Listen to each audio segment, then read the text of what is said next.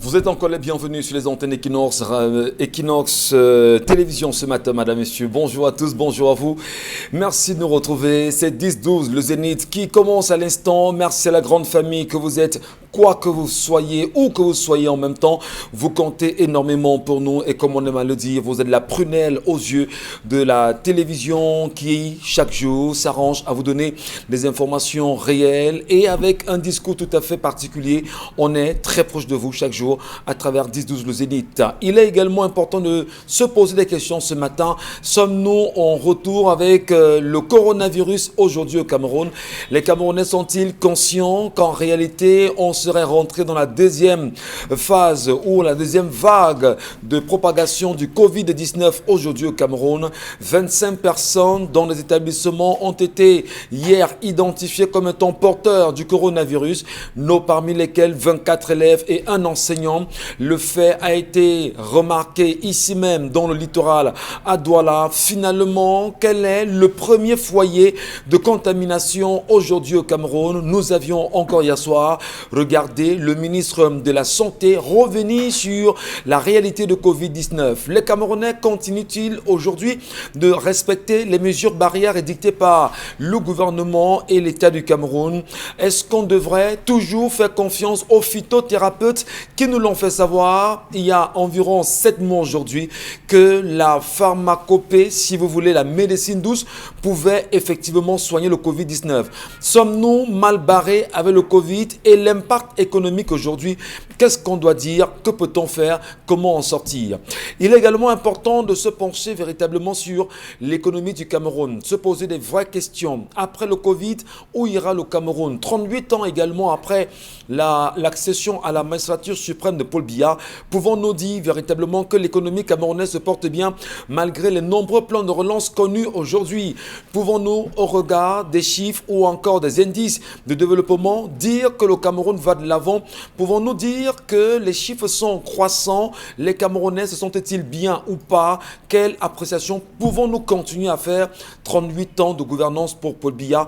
D'ailleurs, ce matin, nous vous souhaitons la bienvenue pour vous qui êtes à l'intérieur comme à l'extérieur du Cameroun. La grande famille Charles Hamel, Bombok, Dominique Audrey Oyengelek et Laure Bakanda, ensemble unis pour la même mission, nous sommes avec vous jusqu'à midi. Bonjour, Bonbon Bengan, Kandje, bienvenue ce matin. Bonjour Monsieur Ngachou Numba, bonjour à vous chers téléspectateurs. La presse nous apprend ce matin que le ministre de la décentralisation et du développement local, Monsieur Georges Olangaïbam, n'a pas pu trouver de siège à l'ouest pour le nouveau conseil régional. Les élections, c'est le 6 décembre prochain. Il n'a pas pu trouver de maison. Donc, le nouveau conseil régional de l'ouest risque d'être dans la rue. Voilà, on risque justement de la voir dans la rue. C'est assez grave quand même. On verra ce que ça donnera, mais on invite le ministre de la décentralisation et du développement local à bien revoir ces réalités-là pour qu'en réalité, si le 6 décembre prochain, il doit y avoir élection régionale, que ceci se tienne en bonne place et dans un lieu connu. Charles Mbachou, bonjour à vous. Bonjour Monsieur Michel Ngachou, bonjour à tous les téléspectateurs. Zone de turbulence au Cameroun avec cette affaire de sommation. Le président du parti Univers somme l'honorable Cabral Libi par via de voie d'huissier de lui dire ce qu'il a fait de 13 millions de francs CFA. Pendant la présidentielle d'octobre 18, sur les 15 millions, dit-on, il a remis 13 millions. Qu'a-t-il fait de cet argent? Pourquoi est-ce que cela revient encore sur la scène?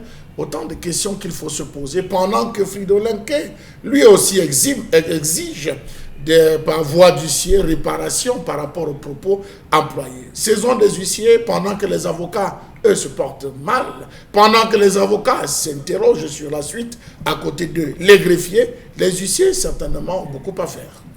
Merci beaucoup Charles Mbachou, Laure Bakanda, bonjour à vous et bienvenue. Merci, bonjour Michel, bonjour à tous et bonjour à ces nombreux spectateurs qui nous regardent partout d'ailleurs. Mon regard est tourné vers cette jeune dame qui n'a pas pu assister aux obsèques de ses enfants parce qu'elle a été retenue pour n'avoir pas payé la somme de 194 000 francs CFA. Elle avait néanmoins payé des factures s'élevant à plus de 700 000 francs. Ma question est de savoir où sont passés ces services sociaux qui sont censés améliorer ou alors traiter les conditions de vie de ces personnes défavorisées. On est où là finalement? Les enfants, À Yaoundé. les enfants siamois. Oui, Les les enfants bébés siamois qui ont été confisqués au Non. départ. Confisqués au départ, oui. D'ailleurs, qui sont nous avons décédé, il faut préciser qu'ils ont décédé, qui ont été confisqués. Aujourd'hui, la maman n'a pas pu assister Aux obsèques de ses enfants parce qu'elle a été retenue par le centre hospitalier où les enfants étaient hospitalisés. Elle n'a pas pu assister aux obsèques parce qu'elle n'a pas pu payer la somme de 194 000 Et vous vous francs. indignez d'ailleurs en vous posant la question de savoir que fait le ministère des Affaires sociales au Cameroun? À quoi sert le ministère des Affaires sociales au Cameroun? Où est-elle, Madame la ministre? Est-elle au courant de cette histoire? Quelle réaction peut-elle prendre ou avoir effectivement? Mais surtout s'indigner sur l'hôpital, sur le système social, s'indigner également du silence du ministre de la Santé aujourd'hui qui n'en dit pas mot. Dominique Audrey Oyengelek, bonjour. Bonjour Michel Gachou, bonjour aux téléspectateurs. Ça va bien? Oui, très bien, merci. Joli foulard. Merci. Bonjour à vous. À la maison ce matin, mon interrogation, mon inquiétude se reporte encore ce matin au niveau de l'éducation secondaire. Michel Gachou, comme tous les Camerounais, on a assisté à ce reportage qui mettait en scène ou bien qui mettait en devant de la scène des élèves et des non-élèves qui étaient en train de se livrer à des pratiques sexuelles. La question qu'on se pose est de savoir est-ce que ce n'est pas la conséquence de l'école à mi-temps aujourd'hui parce que les parents n'ont plus la parfaite maîtrise des emplois de temps de leurs enfants. Comment expliquer que des enfants qui sont censés être en salle de classe se retrouvent dans des maisons de fortune en plein débat sexuel? Donc, pourquoi le gouvernement ou bien le ministère de l'Éducation secondaire n'a pas entrevu la construction de nouveaux bâtiments s'il fallait continuer de respecter les mesures de distanciation liées au Covid-19 pour pallier à ce genre de situation? Parce qu'aujourd'hui, c'est ça, qu'est-ce que ce sera demain? Bon, on vous dira qu'on a eu un problème de temps, peut-être aussi du point de vue du domaine, l'espace où on pouvait reconstruire ces bâtiments. Dans les établissements on le scolaires, sait il y a pas également. d'espace. Ça aussi, c'est toute la question. On sait également que ça n'a pas été très évident, mais en attendant justement de voir ce que ça donnera, Dominique Audrey, il faut reconnaître que votre inquiétude est tout à fait raisonnable et que où étaient les parents à ce moment? Où sont les parents? La responsabilité parentale également est à questionner surtout autour de cette question. Ils se contentent simplement de ce que les enfants leur disent. Maman, cette semaine on commence l'école à midi. Ok. Cette semaine on commence l'école le matin. Ok. Quel est le pouvoir que le parent a d'aller vérifier? Le parent a tous les pouvoirs. Ce n'est qu'une question ce n'est qu'une question des responsabilités. J'aimerais qu'on pose la question aux parents de ces filles-là. Nous vous entendrons, madame, monsieur, tout à l'heure. Et vous le savez, sur les plateformes 10, 12, le Zénith, c'est sur Facebook ou encore Equinox TV. Pour ceux qui nous regardent en live, laissez-nous vos commentaires. Un numéro s'affichera pendant l'émission en bas de l'écran pour tous les sujets qui seront développés ici. Vous aussi, vous avez votre avis. Et vos avis, pour ceux qu'on pourra lire, on les lira sur l'antenne ou à l'antenne. Bienvenue à vous. Dominique Audrey, l'histoire de ce matin. Ce matin, on va au Tchad où un Tchado-Camerounais nous a envoyé l'histoire. Il raconte qu'il est footballeur professionnel qui joue dans le championnat égyptien. Il raconte qu'il a 2 sœurs et un frère, une femme, une fille et sa mère dans sa vie. Malheureusement, à cause du coronavirus, il a dû revenir au Tchad pour rester avec sa famille parce que tout s'est arrêté dans le club dans lequel il jouait. Il raconte que là-bas, il ne gagne pas grand-chose comme les Camerounais ou bien les Tchadiens qui jouent à l'étranger, mais il a quand même de quoi vivre puisque jusqu'à aujourd'hui, c'est lui qui entretient sa famille. De retour au pays, dit-il, il s'est rendu compte que sa mère, ses 2 sœurs, son frère, sa femme ne faisaient rien, n'avaient aucune activité et que tous dépendaient exclusivement de sa poche. Ce qu'il fait donc, il demande donc à ses 2 sœurs, son frère et sa femme, de lui soumettre des projets qu'il va financer à hauteur de 2 millions dans la globalité, dont les 4 auraient respectivement 500 000 francs pour financer leur projet. Rendu à 2 mois aujourd'hui, malheureusement, personne ne lui a rien dit. Il dit qu'il a l'impression qu'il ne s'intéresse pas à ça, qu'il ne veut faire aucun effort. Il dit que lui, il n'est pas allé à l'école, mais ses petits frères ont pu pousser jusqu'à l'université parce qu'ils sont âgés de 23, 25 et 27 ans. Donc la question qu'il nous pose est de savoir ce qu'il doit faire face à cette situation. Est-ce qu'il doit simplement couper les vannes, arrêter de leur donner quoi que ce soit pour qu'ils prennent la mesure, qu'ils comprennent qu'à un moment ou à un autre, lui, il n'aura plus de quoi s'occuper d'eux? Ou alors, quels sont les projets qu'on pourrait financer à hauteur de 500 000 francs? Voilà, bonne question ce matin justement. C'est des interrogations parce qu'il y en a aussi, même ici au Cameroun, qui ont 500 000 francs mais ne savent pas quoi en faire véritablement pour multiplier cela. Mais ils s'indignent contre la paresse peut-être ou encore le manque de réflexion de ces proches qui en réalité peuvent concevoir de vrais projets, mettre à disposition et que le petit financement qui soit mis à disposition puisse... on va dire, soit capitalisé. Voilà. Merci à vous. Comment réagissez-vous en même temps, vous qui avez un peu d'argent dans vos familles, et lorsque vous demandez aux proches de formuler des projets, vous les soumettre, le temps de voir comment les mettre en exécution, surtout les rendre matures et leur donner à eux aussi l'occasion de s'envoler. Qu'est-ce qui peut justifier la paresse dans certaines familles? Qu'est-ce qui peut justifier justement le manque de créativité de certaines personnes? Qu'est-ce qui peut justifier que dans des familles, que l'on s'appuie sur une seule personne sans penser à tout le monde et que cette personne pense à vous, mais vous ne pensez pas à lui? Qu'est-ce qui peut justifier ce caractère-là? En avez-vous dans vos familles? En connaissez-vous? Comment réagirez-vous si vous étiez à la place de ce Camerounais Tchado Camerounais qui nous écrit ce matin? Voilà. C'est des réalités quand même, bon Bengan, hein. Vous êtes quand même un papa aujourd'hui, vous connaissez ces réalités. Dans les familles, parfois, on peut avoir la chance d'être celui qui est en avant.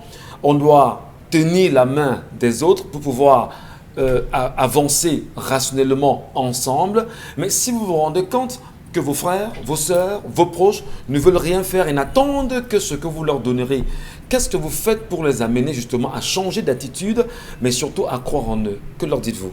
D'abord, c'est vrai ce que vous dites.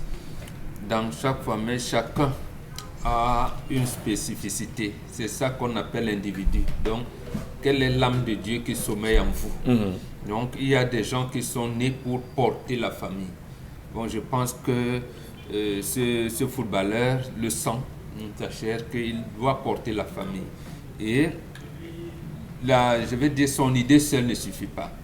C'est pour ça que le développement communautaire est très important. Oui. Il n'y a pas de jeu. Je veux aider, mes frères ne veulent pas. Je veux aider. Lorsque vous vous engagez dans le jeu, ça veut dire qu'il y a un système de blocage. Vous créez vous-même le blocage. La maman est là, qui est le père de famille. Et le père de famille. Je ne sais pas si son papa vit encore, même si son papa est décédé, il y a un père de la famille. Il y a un chef de famille. Il y a un chef de famille. Oui. Il y a un chef de famille.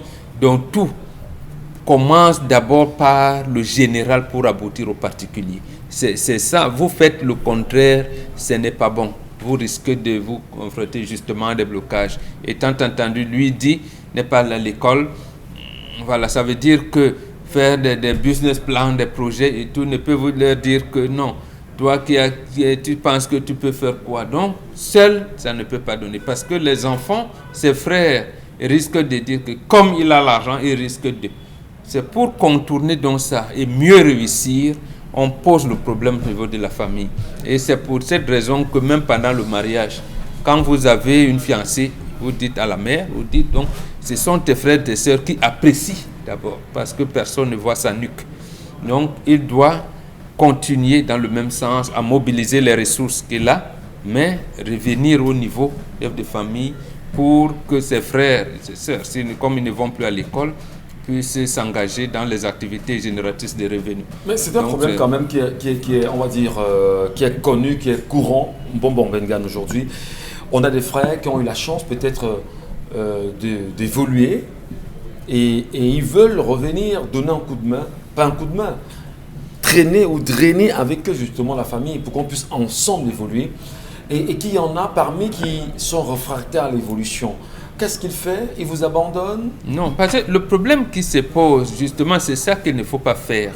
C'est-à-dire j'ai mis 500 000 à la disposition de mon frère, de tel. Donc j'ai mobilisé 2 millions de francs pour mes quatre frères, mes 4 sœurs. D'accord, c'est bon. Mais c'est pas tout. Il faut l'accompagnement. Même s'il y en a un qui veut ouvrir un garage, il faut l'accompagnement, c'est pas seulement l'argent qu'on lui a donné. C'est de se dire que voilà, il faut suivre et avoir quelqu'un qui décide. Mais quand tu dis je donne, t'en fous. Il n'a pas encore donné, Père Mbongo. Non, je veux dire justement pour qu'il ne perde pas. Ça doit être un truc consensuel, bien pensé. Oui. D'abord, il n'a pas fait l'école. Que ses frères qui ont fait l'école, comme on dit, chacun dit, est-ce qu'ils sont d'ailleurs d'abord disposés à s'engager dans la création des activités génératrices de revenus ou est-ce qu'ils veulent poursuivre l'école?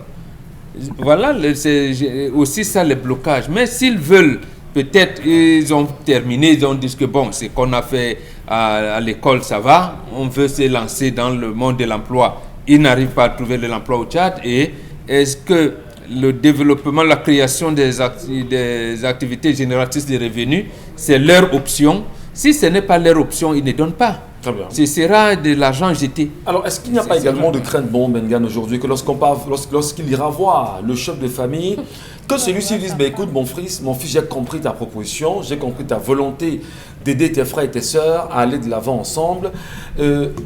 Est-ce que le chef de famille devrait avoir un comportement particulier? C'est faire asseoir les enfants en leur disant votre frère veut vous aider, ou bien le père, il remet au père et le père remet aux enfants. Qu'est-ce qu'on fait? Le développement est collectif et communautaire. Le salut n'est pas individuel. Oui. Pour l'Africain, le salut est collectif. Donc le chef de famille, celui qui tient le chef de famille, va sensibiliser ses autres enfants en leur disant, vous voyez l'environnement aujourd'hui, bon, vous le savez mieux que nous parce que vous avez été à l'école, vous chômez depuis 3 ans.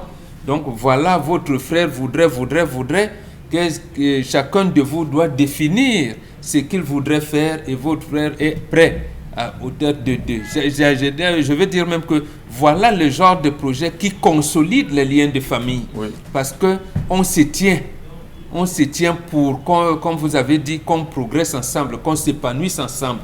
Parce que c'est ça en réalité. Parce que même lorsque le premier fils, pourquoi le premier fils n'est pas généralement successeur? Parce qu'il est supposé avoir été établi. Et quand il s'établit, papa le salue. Il lui dit, moi aussi, je viendrai te rendre visite. C'est pour ça que c'est les derniers qui sont des successeurs. Mais le dernier n'est pas le chef de famille, même si tu es le successeur de papa. Puisque c'est l'aîné qui te tient la main, qui dit que voilà, c'est lui qui est le patron. Donc, voilà le développement de la famille qu'il ne faut pas biaiser. Très bien. Justement, cet aîné qui est considéré aujourd'hui comme étant le petit frère du papa. Très souvent. Tout à fait. Voilà. Alors, l'Orbakanda, c'est une réalité sociologique aujourd'hui. On sait qu'il y a des frères, d'ailleurs, peut-être le cas de ce Tchado-Camerounais est un cas pas isolé parce que nous aussi, nous grandissons dans des environnements où il y a plein de footballeurs et on a le sentiment que lorsqu'on pratique le football, on a beaucoup d'argent, effectivement ça peut générer de l'argent, mais lorsque vous revenez au Cameroun, vous voulez aider les vôtres. Mais le danger ou la crainte n'est-il pas de voir ceux-ci sombrer dans la paresse en attendant toujours d'avoir cette main tendue? Et encourager cette paresse-là. Moi, je commencerai par dire que la souffrance est une école de sagesse. On a souvent tendance à dire ça. Effectivement. Si les gens, c'est une réalité. Voilà, justement. Si tu ne souffres pas, tu ne peux pas réfléchir. Parce qu'on a en face de nous des personnes qui mangent à bouche que veux-tu et qui ne produisent pas, qui ne connaissent pas la souffrance de l'autre, de leur frère. Ils ne savent pas comment est-ce que leur frère fait pour générer aussi des sous. Moi, je crois que il devrait être ferme et radical sur certains points. Je ne dirais pas qu'il coupe les vivres totalement à ses frères et sœurs, mais je dirais qu'il essaye de réduire. Il peut peut-être commencer par payer des formations à ses frères. Il a parlé de sa sœur, de son frère, de sa femme. Tous sont à la maison et personne ne veut rien faire. Mais pour ceux qui sont quand même en fac, non? Pour ceux qui ont poussé un tout petit peu à l'école? Maintenant, ils sont assis à la maison, ils attendent. Ah d'accord, ils ont au moins eu des formations universitaires et sont à la maison à attendre. Voilà. La question que je me pose, c'est s'il est malade, comment est-ce qu'ils vont faire pour s'en sortir? Comment est-ce qu'ils vont faire pour vivre ou alors pour survivre? vu que c'est lui qui génère les sous, c'est lui qui s'occupe d'une aussi grande famille, sa femme ne fait rien, ses 2 frères ne font rien, sa maman est là à sa charge. Je crois que cette famille-là est tellement paresseuse qu'il faudrait qu'il tape les mains sur la table pour pouvoir booster les autres. Parce que s'il ne le fait pas, il est en train d'encourager cette paresse-là. Il est en train de cultiver cette paresse-là. Mais s'il faut battre la main sur la table, on fait comment? On cogne en disant ben arrêtez, sortez de sommeil. Il s'écarte, il fait comment? Non, pas forcément comme ça. On peut couper les vies petit à petit. S'ils ne veulent rien faire, s'ils ne veulent pas se booster, s'ils ne sont pas volontaires à pouvoir apprendre pour pouvoir aider aussi les autres. Parce que dans nos familles africaines, on ne travaille pas pour un, on travaille pour 1 ou 2 personnes. Et quand tu es le grand frère, tu dois essayer. Moi, je félicite déjà ce gars parce qu'il a beaucoup d'empathie. Il essaye de tirer ses frères vers le haut, mais ses frères le tirent vers le bas. Cette famille ne peut pas évoluer. Quand tu tires ton frère, c'est pour que ton frère tire celui qui est derrière toi. Mais si tu tires toute une famille comme ça et qu'il n'y a personne qui se montre volontaire pour pouvoir relever la famille, je crois que cette famille, d'ici quelques années, va sombrer. Je voudrais également questionner, peut-être Lobakanda, pour revenir au contexte camerounais, disons-le comme ça. Est-ce que les parents, est-ce que nous qui sommes déjà parents aujourd'hui, c'est pas l'occasion de dire aux parents que nous devrions ensemble, parents, apprendre à cultiver un esprit de compétitivité parmi nos enfants, pour qu'une fois l'enfant grandissant, dans l'unité justement de la famille, dans la solidité justement de chaque membre de la famille, les parents ont un rôle à jouer quand même à ce niveau, non? Oui, pour que l'enfant demain, une fois, sache que je sois grand ou pas, que j'ai un peu ou pas, je dois soutenir mon frère et mon frère ou ma soeur. Voilà, comment ce rendez-vous donner du recevoir familial? Un très grand rôle, parce que les parents ont un grand rôle à ce sujet, parce que c'est le parent qui doit apprendre l'esprit de solidarité entre frères aux enfants. Mais il y a des familles où, toi le parent, tu ne t'entends déjà parler de tes 2 frères et sœurs. Je ne vois pas comment est-ce que tu vas l'inculquer à tes enfants.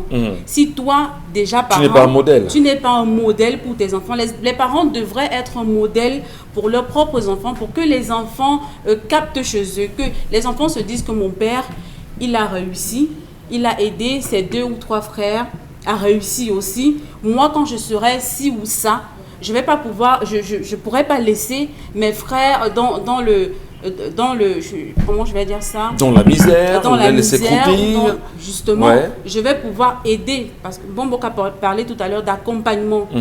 Il devrait plutôt être là pour accompagner, parce que rien ne l'oblige, hein. Rien ne l'oblige, il n'est que le frère. Il a l'obligation peut-être envers sa maman, mais envers ses frères, ce n'est pas une obligation. Il a aussi le frère. Lui aussi peut être dans le besoin. Demain ou après-demain, il peut tomber malade. Mais si personne n'est là pour le relever, c'est bien grave. Comment ça va se passer? Alors, il faut donc penser effectivement à travailler ensemble pour créer des richesses ensemble, se positionner ensemble, se stabiliser ensemble. Alors, Charles Amembatou, je voudrais quand même ici, au regard ou encore l'appréciation des nombreux téléspectateurs qui nous regardent et qui sont très loin du Cameroun, pour ceux qui sont notamment en Europe, et qui ont des grandes familles ici, sur qui tout le poids de la famille est très souvent reposé, parce qu'on estime qu'ils sont bien placés, ils ont eu de la chance. Pas seulement ceux-là, mais même ceux qui sont bien placés aujourd'hui dans l'administration ou dans le monde des affaires. Qu'est-ce qu'on fait pour pouvoir sauver une famille, pour qu'elle reste pas dépendante d'une personne, mais que chacun puisse se retrouver, évidemment? Alors, il faut dire déjà que c'est ce Tchado camerounais qui est fautif. Oui. Dans l'histoire, c'est lui le fautif. C'est lui qui a entraîné la malchance dans sa famille. N'est-ce pas trop fort, Charles Amembatou? Pourquoi parler de malchance? Permettez-moi de finir, je vous dirai. Oui. Qui a habitué, qui a créé une dépendance financière dans la famille? C'est lui. Le footballeur? C'est lui. C'est lui qui a mis une forte aisance financière en disant que parce que je suis footballeur, je vais vous mettre à l'aise. Il a commencé à donner des sommes, M. Michel Ngatsou. Il a commencé à dire à la famille, voilà, tiens, maman, 200 000, toi, tu vas verser 100 000, toi. C'est lui. La question, tout ce qu'il a raconté dans son problème, j'ai écouté, mais la véritable question, c'est comment couper. Comment je vais faire pour couper ça? Je les ai habitués à un mauvais comportement, je les ai habitués à avoir beaucoup d'argent, je coupe comment? Je coupe comme tu as commencé. Brutalement? Monsieur Michel Ngatsou, vous ne pouvez pas, je ne peux pas me lever. Je viens vous demander, je vous dis, monsieur Michel Ngatsou, vendez le gaz. Je veux que tu vends le gaz. Viens avec un projet de moins de 2 millions. Toi, viens avec un projet de 500 000. Toi, mais ça, c'est de l'insulte, ça. C'est de l'insulte, de la méprise. Dans la vie, il y a ceux qui n'ont appris qu'une seule chose, aller à l'école. Dans les familles, il y a vraiment de tous les enfants, tout ce que vous faites, il y a un que son truc, c'est l'école. Il ne veut qu'aller à l'école. L'autre, c'est se chercher. Pendant que vous allez à l'école, il a ses chewing-gums. Il achète ses bonbons. Il achète ses trucs. Dès que tu as claqué, quelqu'un achète le chewing-gum. Pendant que le prof dit demande pour 50, il envoie pour 50. Il laisse tranquille. À la pause, pendant que vous allez manger le fondant, il compte son argent, il dit c'est bon. Alors parfois, mais ça finit avant la pause, il coupe, acheter l'autre. Il y a des gens que c'est comme ça. Il y a d'autres qui concilient les deux. Il fait en même temps sa petite boutique, il va à l'école. D'autres vont à l'école du soir. Quand vous rentrez, vous trouvez vos frères. Monsieur Michel, discutez avec vos frères. Les premiers-nés ont ceci de particulier qu'ils ont bénéficié de tout. Ils ont bénéficié de tout auprès des parents. Ils ont bénéficié de l'affection. Ils ont bénéficié de l'amour. Ils ont bénéficié de l'argent. Je dis tout, les premiers-nés. Ouais, est-ce qu'il est premier-né celui-là, Dominique Odé? Mais ils souffrent oui, aussi. Mais parce qu'ils doivent rembourser ce qu'ils... C'est pour ça que la transition... Lui, il est confronté à la transition. Il a tout reçu de ses parents, monsieur Michel. Oui. Il a tout reçu de ses parents. Ses parents lui ont tout donné. Et les bonbons, il a bénéficié, les sorties, le cajolet. Vous savez, à la maison, il y a des enfants qu'on connaît. Nous-mêmes, entre nous, on connaissait que bon, si je pars affronter mon père, mais il ne peut pas me donner. On appelle l'autre, on dit que papa. Dis-lui que tu veux les bonbons. Dès que l'appel, ça sort. Oui, effectivement. Ça sort, monsieur Michel Gadjou. Ouais. Donc, les enfants sont des psychologues. Donc, à des moments, tu vois, le père lui ne s'inquiète plus. Il dit, mais pourquoi c'est toujours toi qui viens me voir? Il dit, non, papa, c'est moi. Il dit, mais pourquoi tel ne vient pas? Il appelle, il vient. Prends l'argent. Donc, vous voyez, cette psychologie, les gens l'ont pas. C'est comme ça qu'il doit faire avec ses frères. Que, gars, mais bon, tu es à la maison. Hein, tu fais quoi à la maison? Bon, tu penses que... Il dit, non, gars, moi, je suis en train de calculer les concours. S'il y a moyen, comme le Camerounais, c'est qu'il les paye moi-même un concours. Par exemple, il va discuter avec la soeur va dire que moi, elle veut voyager.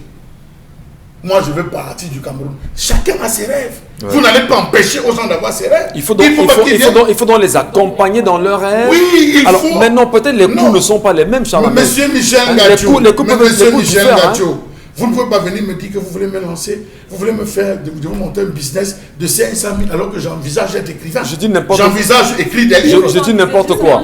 Je dis n'importe quoi. Vous voulez être écrivain. Je dis d'accord. Voilà. Vous envisagez d'être écrivain, c'est votre passion, vous voulez vivre dans les livres. Mais maintenant, il va falloir justement que vous ayez ne serait-ce qu'une machine. Il va falloir avoir un copieur. Il va falloir avoir tout le nécessaire. On n'a pas d'argent pour ça. Est-ce qu'on ne peut pas vous donner de l'argent, vous générer, vous achetez le matériel à la fin du problème. Vous avez commencé à m'habituer à 100 000 francs par mois.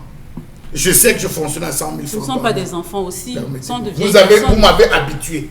Pour pouvoir rompre, vous venez me dire, réfléchis désormais à ce que tu vas faire. Je te donne 2 mois. Vous pensez qu'en 2 mois, c'est pour ça que les projets n'avancent pas au Cameroun. Parce que c'est des projets mal pensés, c'est des projets mal réfléchis. Non, il a dit que depuis 2 mois, il n'a pas eu de réponse. Mais qu'il ne se précipite pas à poser son problème. Approche individuellement chaque enfant, chacun de tes frères, pas comme si tu arrivais comme le Manitou, comme si tu arrivais comme le sauve-tout. Parce que mon problème, il ne faut pas venir comme quelqu'un qui sauve. Ne viens pas comme quelqu'un qui veut sortir les gens de la misère, tu es le Dieu des gens, non. Arrive, tu interpelles ton frère, bon, allons prendre même une bière. Pendant que vous posez des cas, tu vois, avec l'affaire de Corona et tout, l'approche aussi compte, monsieur Michel Gadjou. L'approche, vous savez, dans les familles, il y a trop de susceptibilité. Tellement de susceptibilité que vous abordez mal un sujet, vous allez vous retrouver à voir tout le monde sur le dos. Pourtant, vos intentions sont louables. Si l'approche que, bon, c'est comment, moi, je veux que tu fasses quelque chose. Gars, comme a dit tout à l'heure, Laure Bakanda, je peux tomber, gars. Il faudrait aussi que vous soyez là pour me poser. Tu penses qu'on peut faire, toi et moi, on peut rapidement lancer quoi? Ça commence comme ça pour stimuler. C'est pas tout le monde qu'on stimule. Alors maintenant la garantie morale également dans ça. Est-ce qu'il ne devrait pas, Chalamel, il peut vous dire, d'accord, créez-moi un projet à hauteur de, je ne sais pas, 500 000 ou 1 million, on va générer. Maintenant, lui, il peut suivre le projet. Il ne suivra pas, monsieur Michel. Non. Je connais plein de familles où on a discuté. L'enfant dit, gars, achète-moi une voiture. Moi, j'ai envie de faire l'axe. Achète-moi une voiture, moi, je vais me battre pour moi faire l'axe. Le grand frère paye la voiture. 2 mois après, il est panne. 3 mois après, c'est un accident. Après, on appelle, on dit que l'enfant est couché à l'hôpital. C'est toi qui voulais tuer l'enfant. Tu es obligé de lui. Vous voyez, s'il y a des susceptibilités, laissez que ça émane de la personne. Dites, ok, je suis prêt à vous accompagner, mais je vais aller par ordre prioritaire. Que chacun se rapproche de toi en te disant, ouais frère, voilà, mais l'approche, je vous assure, dans les familles, ce qui gâte les familles, c'est l'approche, la façon d'approcher les autres. Alors, Dominique Audrey, c'est une situation également qui est réelle dans nos familles camerounaises aujourd'hui. Je voudrais, en passant ici, quand même dire que nous aussi, nous avons vécu ça dans des quartiers, on a grandi, on a connu des familles où il y avait des footballeurs, d'ailleurs, qui ont été pour beaucoup d'alliances dénotables aujourd'hui, mais qui ont quand même été des grands frères efficaces dans des quartiers, et qui ont été des modèles pour la famille aussi, non? Pas efficace, vous voulez dire quoi? Bah écoutez, Ils ont fait bon ils ont beaucoup fait. Imaginez que vous ayez un grand frère qui est footballeur, qui a évolué... non, pas les maillots. Dominique Audrey, arrêtez les vannes. Arrêtez les vannes. Il a pris quand même sur lui, en tant que grand frère, de dire, bon d'accord, j'ai eu la chance d'aller jouer en Europe et j'ai eu l'occasion de ramener mes cadets ici pour qu'ensemble nous puissions nous chercher. Bon, c'est aussi des façons de faire pour ramener la famille quand même à une certaine dimension, non? Oui. Voilà. Et dans ce cas, si vous estimez que ce gars, qu'est-ce qu'il doit faire concrètement pour s'en sortir? Il devrait avouer à sa famille qu'il n'a plus d'argent. Ça fait quasiment... ça fait combien de mois que le corona a sévi? On est à 8 mois. Voilà. Bientôt, ça fera 1 an qu'il est au Cameroun et qu'il gère toutes les factures. Ça commence à peser. Et il a mentionné que le championnat égyptien ne rapporte pas grand-chose. Il n'a pas suffisamment d'argent. Donc, il est en train de se projeter. Si cela met sur pied un projet, ils pourront générer de l'argent le temps qu'on me rappelle, parce qu'il peut repartir ou il ne repart pas. Comment est-ce qu'ils vont faire? Charles Ahmed parle des rêves que chacun pourrait avoir et tout. Mais monsieur, lorsqu'on a des rêves, on ne construit pas ses rêves dans les poches des gens. On travaille. J'ai envie de voyager. Et Charles Ahmed est mon bon grand qui est aux États-Unis. Mais lui me demande d'ouvrir la boutique de chaussures ici au Cameroun. Je lui dis que non, je veux voyager. Mais madame, cherchez votre argent et vous voyagez, parce que Charles Ahmed n'a pas les moyens de vous payer votre voyage. Mais il vous donne déjà l'argent pour ouvrir une boutique qui vous permettra de générer l'argent pour pouvoir tout à fait chercher la route du voyage. On ne se projette pas. On ne cherche pas à se réaliser ce qu'on veut être dans les poches des gens. C'est malsain. Et ce que vous faites chez vos parents, c'est quoi? C'est malsain. Là, c'est le parent. Le parent a l'obligation. Ça, c'est le parent. Parce que votre frère est différent de votre parent. Oui, ça, c'est le parent. Ça, c'est l'occidentalisation. Non, c'est pas l'occidentalisation. C'est l'occidentalisation. Ton frère n'a pas obligation. Mon frère est mon parent. Ton parent ma a soeur est l'obligation. ma mère. Arrêtez de l'occidentaliser, d'appuyer l'occidentalisation. Non, permettez. Mon frère, vous avez des frères qui ont été des frères comme des parents. Oui, monsieur Bachou. Nous sommes d'accord. Nous sommes d'accord. Si vous avez ajouté comme, c'est que c'est déjà ça. Voilà, merci. Dominique Audrey avait la parole. Dominique Audrey, nous vous écoutons. Donc, on est d'accord que si on a envie de s'offrir une maison au-delà de nos moyens, on ne va pas mettre la corde au cou à quelqu'un pour que cette personne-là nous offre une maison, alors qu'on doit se donner les moyens d'acquérir ce qu'on veut. Donc, le jeune homme, peut-être, on peut dire que l'approche n'a pas été bonne, mais moi je vois plus de la condescendance, du mépris envers ces gens-là qui, jusqu'à 2 mois, ont refusé de dire ce qu'ils avaient envie de faire. Est-ce qu'ici est mal pris? Parce que Charles Ahmed Bachou pense qu'il faut qu'il y ait une bonne approche. On ne va pas leur faire des courbettes non plus. Vous avez des problèmes d'argent. Je vous dis que montez un projet et je finance, je dois encore vous tailler. Avec ce ton-là, avec ton argent, je préfère souffrir. Tu ne vas pas souffrir puisque c'est moi qui nourris. Avec ce ton-là, va avec ton argent. Je gagne mon orgueil, va avec ton argent. Avec cet orgueil-là. L'orgueil n'a jamais. Ce n'est pas un problème d'orgueil. Vous ne produisez rien. Vous parlez de vous. Vous ne travaillez rien. Vous ne travaillez rien. Même faire les charmes même à côté. Comme ça, vous n'êtes même pas capable de faire. Lorsque vous avez besoin des babouches, vous appelez votre frère en Égypte pour qu'il vous envoie l'argent. Et le monsieur vous demande de faire un petit effort. Pour que vous n'ayez plus à l'appeler pour des petits problèmes, vous estimez que c'est de l'orgueil et qu'il doit rester avec son argent. Monsieur, passez par votre mère. Passez par votre mère, votre femme. Pour vos frères, vous pouvez les laisser. Hein. Votre femme, elle est sous votre responsabilité. Vous êtes obligé de faire quelque chose pour elle et elle est obligée de faire quelque chose pour s'en sortir. Donc, les idées de business avec 500 000 francs, ils peuvent faire les poulets, ils peuvent se lancer dans des poulets. 500 000, c'est énorme pour faire les poulets. Parce Vous que parlez sensiblement 300 000 d'un poulailler, la création d'un poulailler. Oui, Si j'étais dans... c'est 25 000 le carton de poulet, 25 Voilà. à 30 000 le carton Ouais. de 25 à 50 poulets par là. Vous achetez les... Vous parlez des poussins peut-être? Les poussins d'un Voilà. jour, oui. Ouais. Vous achetez ceux qui sont vaccinés, vous louez le local, vous achetez le copeau, vous stérilisez la pièce, vous aménagez le chauffage, vous achetez les sacs de nourriture parce qu'il y a 3 genres de sacs pour 1 à 15 jours, 16 à 30 jours et jusqu'à 45 jours. Donc c'est 3 nourritures différentes pour les poulets. Vous pouvez faire également des porcs. Les porcs, c'est 30 000 le porcelet. Vous pouvez débuter avec 3 truies, un mâle, un véra. Oui, Chalamel, oui. 4 porcelets. Vous achetez les vaccins également, vous achetez les sacs de nourriture qui diffèrent, vous achetez la drèche et les compléments alimentaires. Vous pouvez faire également les lapins, vous pouvez faire les lapins, les chats, il y a les petites souris là. Ah, les Les cochons d'Inde, d'accord. voilà les cobayes. Voilà, vous pouvez faire ça également et vous pouvez faire des champs. Bon, vraiment, en 30 secondes, Charles Bachou, Monsieur tiens à faire une petite Monsieur précision. Michel. En Quand 30 on secondes. Vous a- voyez on se que rabaisse. Quand Dominique on veut, Audrey on a se l'âme rabaisse. d'un éleveur. Elle a l'âme d'un éleveur. Il y a Et elle vante son âme de l'éleveur à la télé. Je ne suis pas éleveur. Je ne suis pas éleveur, je n'ai pas ça. Il y a le Je deviens côté quoi, famille. monsieur Michel? On peut le devenir. Non, écoutez, vous voulez fabriquer des choses en des gens qui ne sont pas. Oh. Vous avez des gens que 10 ans, vous allez lui dire qu'allons marcher, il va jamais marcher. 10 ans, allons faire la politique, il va jamais faire la politique. Oui. Il ne s'intéresse pas à ça. Chacun, laissez libre cours. Vous voyez dans la maison, vous chutez. À un moment, on dit à la mère, sors de la cuisine. La maman ne prépare plus. C'est la sœur qui entre à la cuisine, qui prépare pour les frères.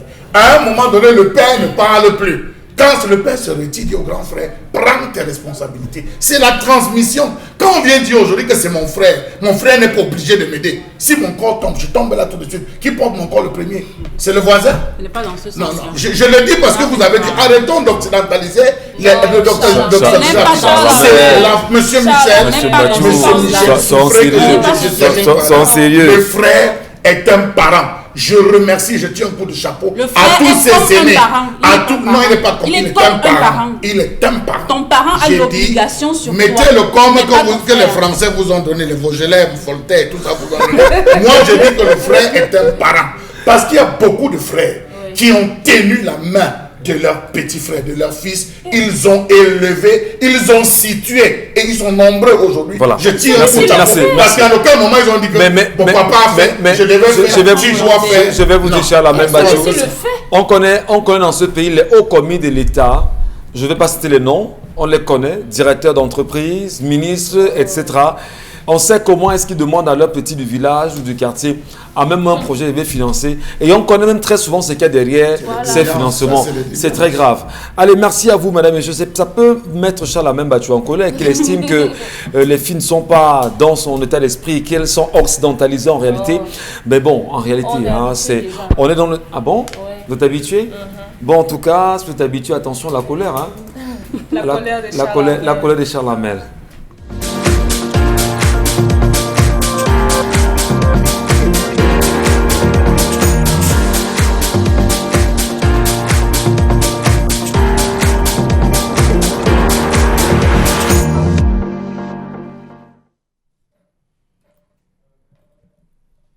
Je m'interroge ce jour sur la question de la relecture du Code de procédure pénale et la révision de la loi du 29 décembre 2006 portant organisation judiciaire au Cameroun.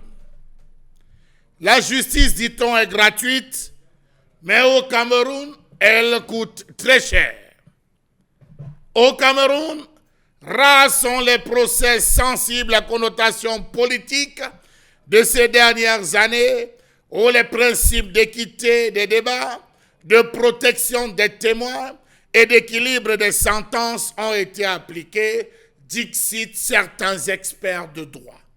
Jugée lente, opaque, laxiste, voire sous les ordres de l'exécutif, la magistrature camerounaise semble avoir plusieurs trains de retard.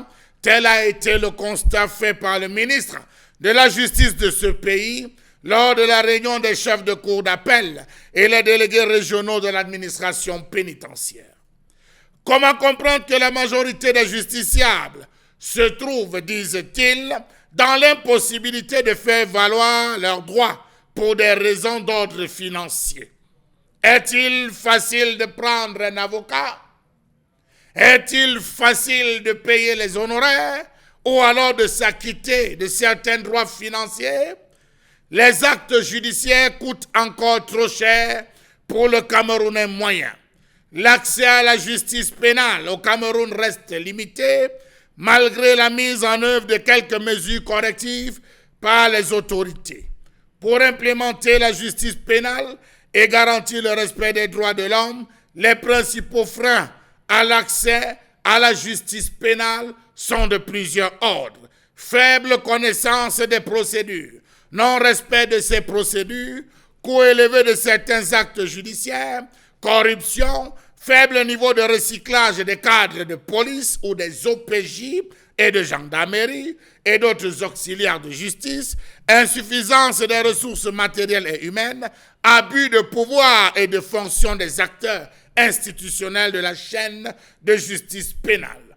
Comment comprendre qu'à ce jour, la justice n'est plus considérée par le justiciable comme le principal instrument de régulation des différences sociaux, des réclamations et des réparations des violations des différents droits et libertés fondamentaux du citoyen? La conséquence de cet état de choses est la montée inquiétante du phénomène de justice populaire. Comment comprendre qu'à ce jour, les juges demeurent prisonniers d'une triple culture, dit-on, celle de la dépendance vis-à-vis du pouvoir en place, celle de la corruption et celle de la peur? Comment comprendre la résistance des obstacles qui entravent la gratuité des services rendus aux justiciables?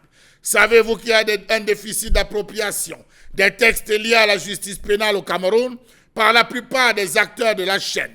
De même, aucune mesure générale n'a été identifiée permettant d'arrimer de manière permanente les OPJ, officiers de police judiciaire, et autres acteurs de la chaîne aux évolutions des normes internationales en matière pénale. Savez-vous qu'aucune disposition nationale n'existe en matière de centralisation et de vulgarisation de la jurisprudence en matière pénale?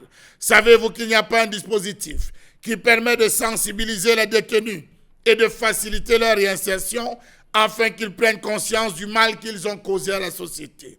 La plupart des officiers de police judiciaire et autres responsables des prisons ignorent que leur responsabilité individuelle peut être engagée, notamment au regard des dispositions pertinentes de l'article 2 de la Convention des Nations Unies contre la torture et de l'article 277, alinéa 3 du Code pénal camerounais.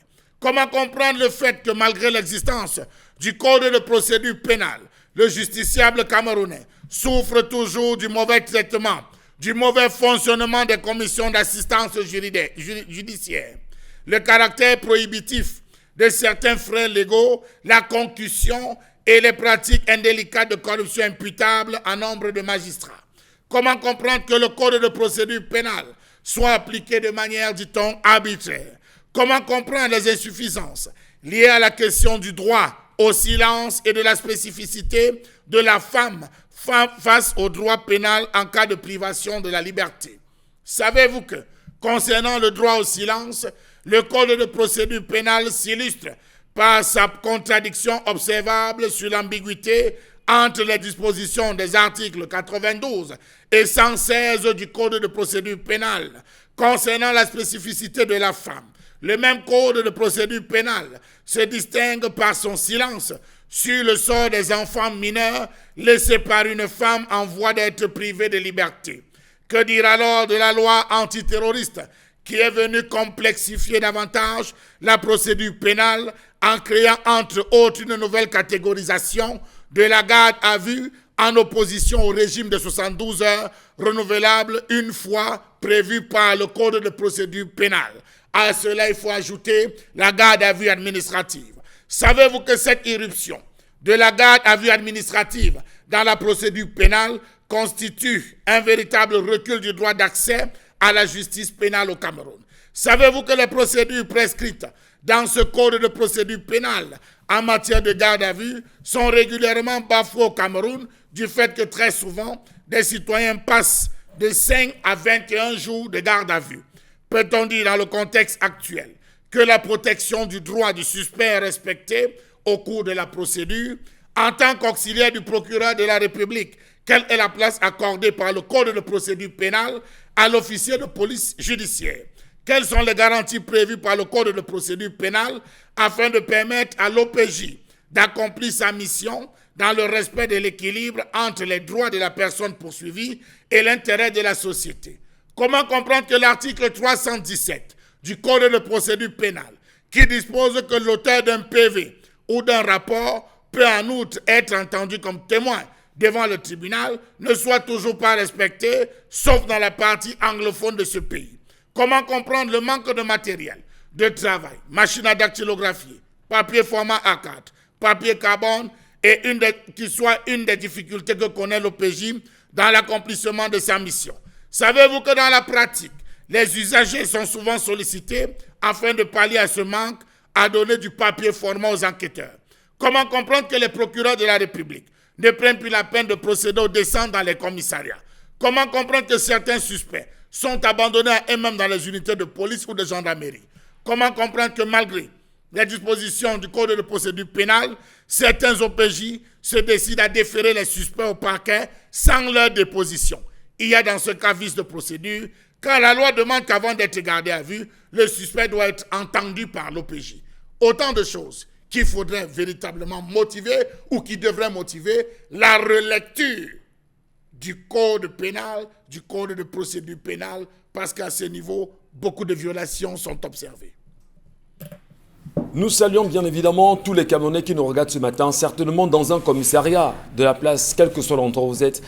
Nous saluons également les officiers de police qui nous regardent ce matin, les commissaires de police également, qui comprennent en même temps, supposons-le, le code de procédure pénale. Nous saluons en même temps l'école de police nationale, où là-bas, il y a toute une éducation, il y a tout un enseignement autour du code de procédure pénale. Nous saluons également la gendarmerie nationale aujourd'hui, qui s'en sert allègrement, y compris tous les corps de l'armée, véritablement. Nous croyons et nous pensons que les avocats également sont concernés, les magistrats sont concernés, mais surtout, tout justifiable serait concerné aujourd'hui par ce code de procédure pénale. Charles Amem Battu, dans sa colère, estime qu'il faudrait repenser à la relecture ou à la réécriture du code de procédure pénale. Mais au-delà de cette inquiétude, n'avons pas nous le droit de penser effectivement qu'il y a un réel problème d'éducation, d'enseignement du code en lui-même, des articles et des dispositions au grand public camerounais pour que chacun puisse s'enquérir de l'information et savoir bien évidemment en disposer aujourd'hui. Bonbon Bengan Kandji. Non, vous dites il faut un problème d'éducation qui est différent de l'instruction. Parce que je prends seulement le cas qui fait l'actualité. Tous les magistrats sont instruits, mais il y en a moins qui sont éduqués. Ils auraient compris qu'avec le code de procédure pénale, en cas de délit, on n'est pas obligé de mettre quelqu'un aux arrêts. Les combattants libres, on n'est pas obligé. Et vous verrez que même Amadou Vamoulke, on vous dit, on le met aux arrêts, lui c'est un crime. On dit parce qu'à ce niveau-là c'est un crime. Ici c'est un délit. Donc il n'était pas au tribunal de grande instance pour le cas des avocats bastonnés. Même en cas de crime, si la résidence est connue, on peut vous laisser comparaître libre. Mais lui, on vous dit par exemple que vous n'avez pas de résidence connue alors que vous avez assumé les hautes fonctions de quelque part pendant une période relativement longue et vous étiez quelque part, vous habitez quelque part et on sait où vous habitez. Donc, en fait, c'est un problème d'éducation. Quand on parle d'éducation qui est différent de l'instruction, l'éducation voudrait dire que on revient, la loi c'est quoi? Ça régule les rapports sociaux et quel type de comportement nous devons avoir. C'est pour ça que le juge qui prend la décision, il le prend au nom du peuple camerounais. Or, le pouvoir judiciaire ne s'acquiert pas par le vote, comme le Parlement ou la présidente de la République. Oui. Le prend, c'est cette raison qu'on lui a donné ce pouvoir-là, d'apprécier, parce qu'il est assis, l'apprécier. Donc, vous voir si les avocats sont les auxiliaires de justice, au même titre que les magistrats, les huissiers et tout ça. quel type de comportement devons-nous avoir avec telle personne, avec les démunis, avec. Là, le magistrat assis le sait donc. Mais ici, le comportement des francophones n'est pas celui du code de procédure pénale. Le code de procédure pénale, en réalité, c'était une manière de joindre, je veux dire d'intégrer le common law, donc le système anglophone dans notre corpus de loi, pour commencer à l'intégrer. Et là-bas, ils savent ce que c'est que le droit. Ici, ils ne font pas le règlement de compte à la porte-pièce. Ça, c'est un problème d'éducation. Donc, au-delà de l'éducation, il y a l'instruction. Voilà. Et maintenant, la question, peut-être pour mieux la reformuler, puisque vous m'avez très bien compris sur la question, bon, les Camerounais sont des millions aujourd'hui qui nous regardent. Et beaucoup périssent dans des commissariats, dans les brigades, parce qu'ils ignorent pour beaucoup les dispositions légales. Et même s'ils les connaissent, c'est vrai, on sait qu'aujourd'hui on est habitué aux abus dans ces commissariats et dans ces brigades, mais qu'est-ce qu'on fait pour enseigner de façon raisonnable, directe, cette disposition aux Camerounais pour qu'enfin, même s'il y a relecture, que les Camerounais eux-mêmes disent qu'à ce niveau, il y a vice, il y a ci, il y a ça à retirer? Non, je vous réponds autrement. D'accord. Ceux qui connaissent les lois, les avocats, comment sont-ils traités devant les brigades de gendarmerie, des commissariats de police? Beaucoup sont molestés. Voilà. Et lorsque l'officier de police judiciaire, qui est le commissaire de police, l'officier de police, il vous met en garde à vue dans la cellule.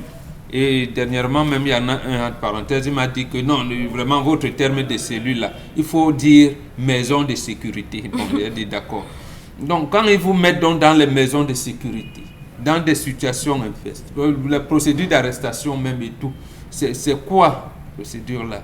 Où je veux dire, dans le code de procédure pénale, est-ce qu'on ne piétine pas exprès? Parce que ceux-là, ils sont instruits, ils savent, ils connaissent la loi, ils savent. Donc quand ils se comportent comme ça, ceux qui connaissent la loi, à l'endroit de ceux qui connaissent également la loi, plus forte raison, nous qui ne connaissons pas la loi, on va vous utiliser, nul n'est censé ignorer la loi, alors qu'on l'ignore. Mais même si cette assertion-là est utilisée, j'ai dit le comportement qui tient lieu de l'éducation. J'ai dit bien l'éducation qui est différente de l'instruction. Tous les magistrats sont instruits, tous les avocats sont instruits, les huissiers sont instruits et le 99% de la population camerounaise est instruite. Mais nous ne sommes pas nombreux à être éduqués.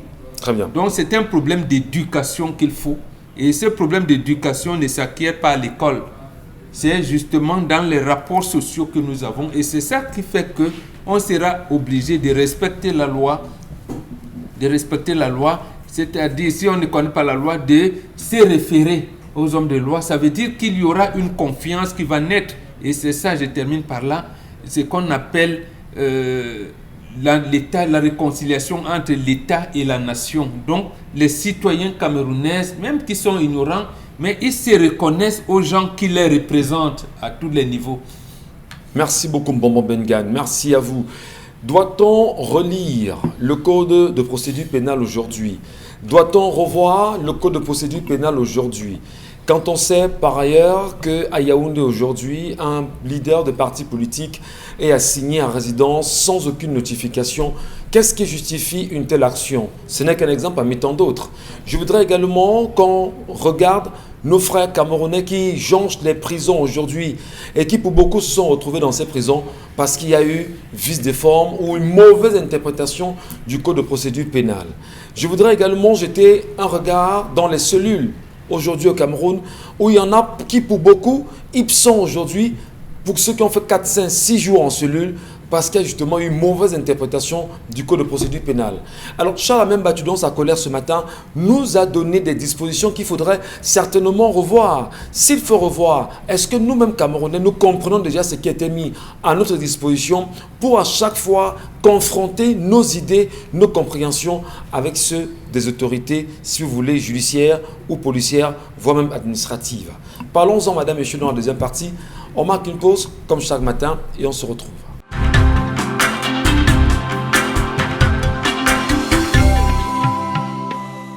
Allez, merci à vous mesdames et messieurs, merci de nous retrouver. On va poursuivre l'émission avec vous ce matin, avec vos avis également, que vous êtes d'ailleurs appelés à nous laisser sur les standards connus, sur les plateformes connues également. 10-12, le Zénith, nous sommes sur Facebook ou encore Equinox TV pour ceux qui nous regardent en live. Laissez-nous vos commentaires. Vous Camerounais, croyez-vous qu'il faudrait aujourd'hui réviser le code de procédure pénale? Quels sont les abus auxquels vous avez été exposé?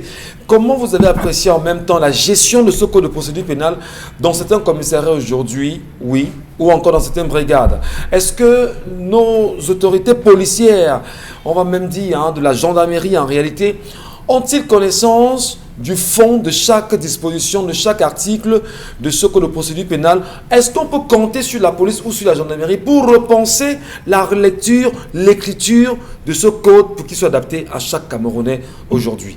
Dominique Audrey, avez-vous le sentiment que le nouveau code de procédure pénale, il a été pensé pour nuire ou plutôt pour protéger les droits des Camerounais? Je crois que c'est un melting pot. Et si on prend même simplement l'exemple de la dot, Père Bombok certainement va passer dessus, il dira qu'il y a énormément d'incongruités. C'est pour ça qu'à plusieurs reprises ici, il a même dit qu'il pourrait même certainement attaquer ce code pénal-là parce qu'il y a des choses qui ne sont pas bonnes à l'intérieur. Le Cameroun dispose de sensiblement 10 prisons, 10 prisons centrales avec 48 prisons principales et je crois 15 prisons secondaires, quelque chose comme ça, de façon ramassée. C'est ça nos prisons. Maintenant, à l'intérieur de ces prisons-là, on retrouve des couches, des différentes couches de personnes. Moi je préfère m'attarder sur le cas des femmes enceintes et des mineurs. La situation qui se pose, vous vous rappelez en 2017, s'il faut simplement parler des procédures d'interpellation des citoyens, il y a énormément de choses à redire. Oui. La loi de 2005, de juillet 2005, stipule à l'article 124 que l'officier de police qui est en face d'un potentiel, je ne sais pas comment je vais les appeler, lorsqu'on interpelle quelqu'un, un présumé, voilà, justiciable, oui, est censé remplir un cahier. La main courante. Oui, la main courante qui mentionne à l'intérieur les différentes interruptions, tout ce qui est dit lors de l'échange, lors de l'interrogatoire, disons ça comme ça. Pour en établir par la suite un procès verbal. Voilà. Oui. Mais lorsqu'on va en 2017 avec Bello, le petit Bello, l'histoire tout le monde la connaît. Oui. On sait aujourd'hui ce qu'il est. Il n'a plus de jambes, il lui reste un seul. Il a des jambes rognées. Un seul bras. Contre Bello, il n'y a pas eu de plainte. Il n'y a pas eu de vol, il y a eu simplement une personne qui s'est écriée comme ça et le pauvre a subi ce qu'il a subi. Il a été électrocuté, il a été bastonné, il a été. C'est énorme, autant d'incongruités qui sont notables. Le nouveau code pénal parle de peine alternative, mais jusqu'ici, on n'en voit pas.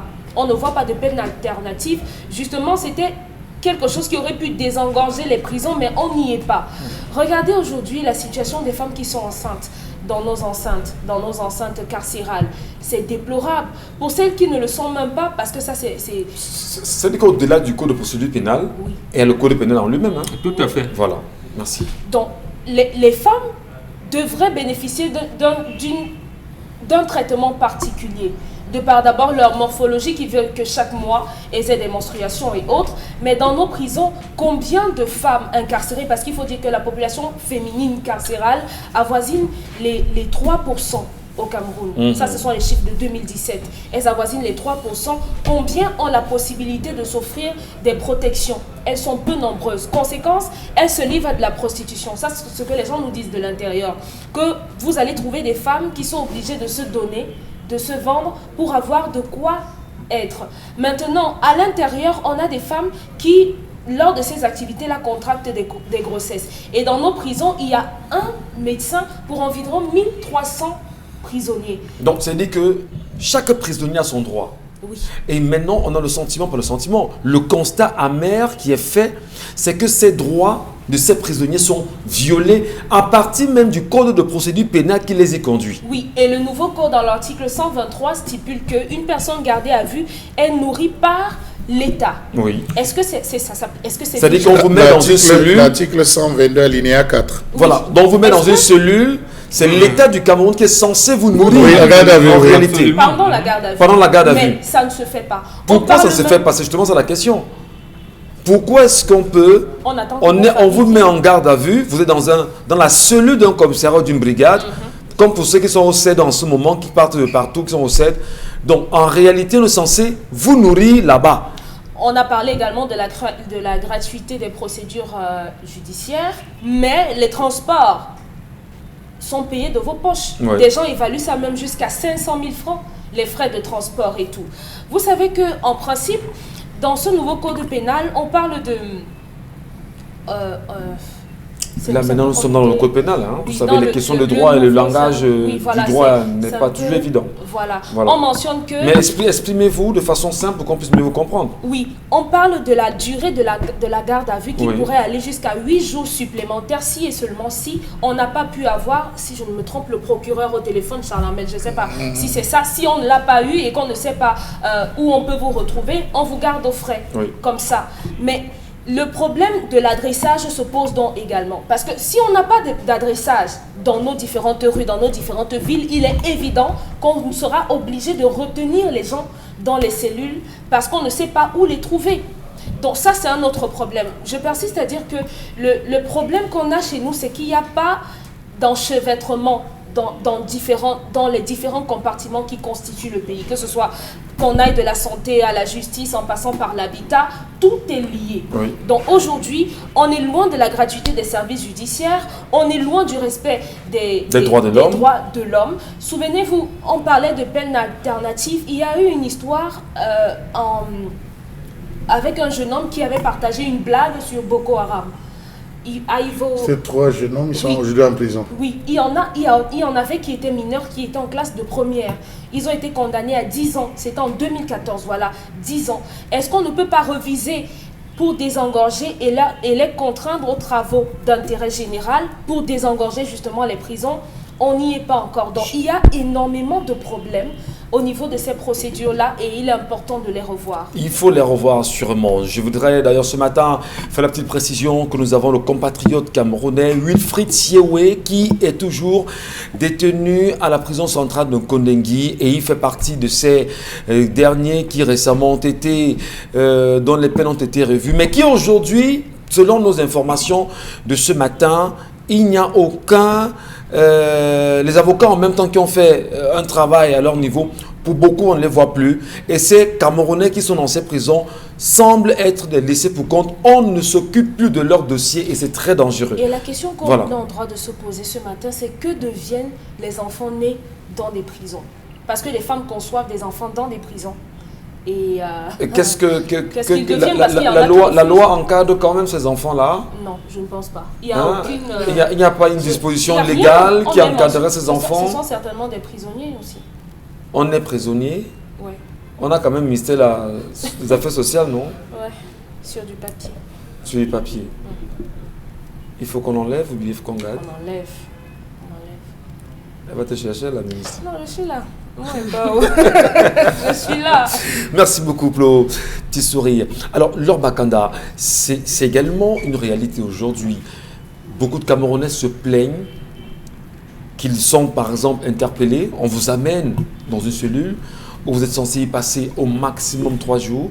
Vous vous retrouvez à faire 6 jours en cellule parce que c'est le commissaire qui décide. Parfois, même vous amenez une affaire. Je dis une affaire qui peut se régler entre 2 personnes au niveau du commissariat. Le commissaire choisit délibérément de vous conduire en prison. Je voudrais en passant saluer le commissaire Haïssi, l'un des commissaires aussi qui a fait son temps au commissariat du 2e à Yaoundé, qui aujourd'hui est en prison à Kondengui. Je ne sais pas comment il se sent là-bas, parce qu'à un moment donné, oui, il faut le dire, comment se sentirait lui qui a envoyé plein de Camerounais en prison, comment se sent-il là-bas à Kondengui aujourd'hui? Parce qu'en réalité, il y a eu, on tripatouille réellement ces codes de procédure pénale.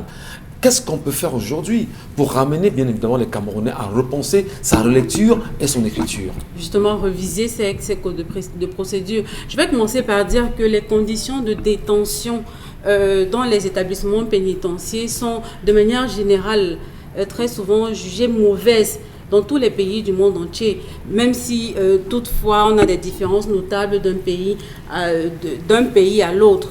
Cependant, je vais aller un peu plus loin. En 1957, une résolution des États-Unis avait établi un ensemble de règles minima pour le traitement des détenus, mais ces règles ne sont pas respectées jusqu'à présent.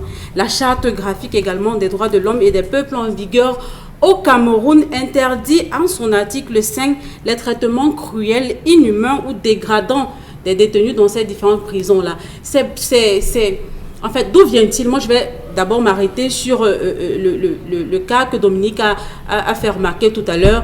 D'où vient-il, non pas Belon, d'où vient-il que tu as ton détenu, un frère, une soeur, une mère ou un mari dans un milieu incarcéral et que c'est toi qui devrais chaque semaine lui apporter à manger. Chaque jour, chaque jour de la semaine, lui apporter à manger, lui apporter des vêtements, lui apporter même des médicaments, parce que la qualité de nourriture là-bas n'est pas bonne. À la cellule, au commissariat.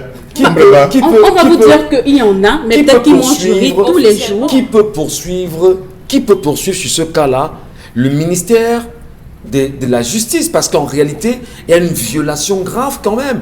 Le détenu a droit à sa nourriture. Justement. Dans le commissariat ou la brigade, ou la suite de la brigade, qu'on ne lui donne pas, est-ce que ce n'est pas justement une violation de la loi que les Camerounais peuvent C'est une grosse violation de la loi. Oui. Parce que tu n'as pas, toi, le membre de la famille ou alors le proche du détenu, tu n'as pas le droit de lui apporter à manger, et ce, monnayant quelques pièces. C'est-à-dire que ce n'est pas tout le monde qui a le droit de venir avec même la nourriture dans ce cadre incarcéral. Il faudrait monnayer pour pouvoir faire nourrir ton détenu. Sinon, il va crever de famine. Alors, il y a également un fait, sans vous couper, je vous en prie, je m'en excuse. Il y a également un fait, vous voyez quand même le milieu infect dans lequel les cellules se retrouvent.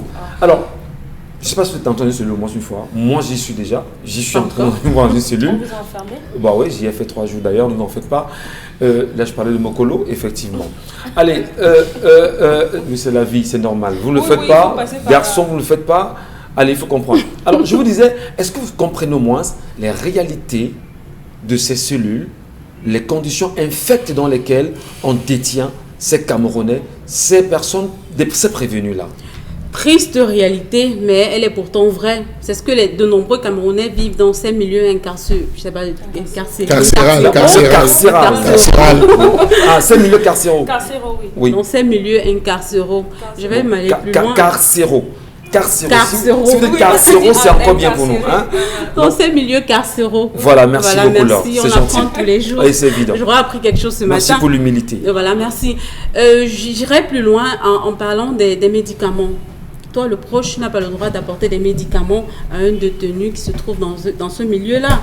Parce que tu as mal à la tête, on te donne du paracétamol. Tu as la typhoïde, on te donne du paracétamol.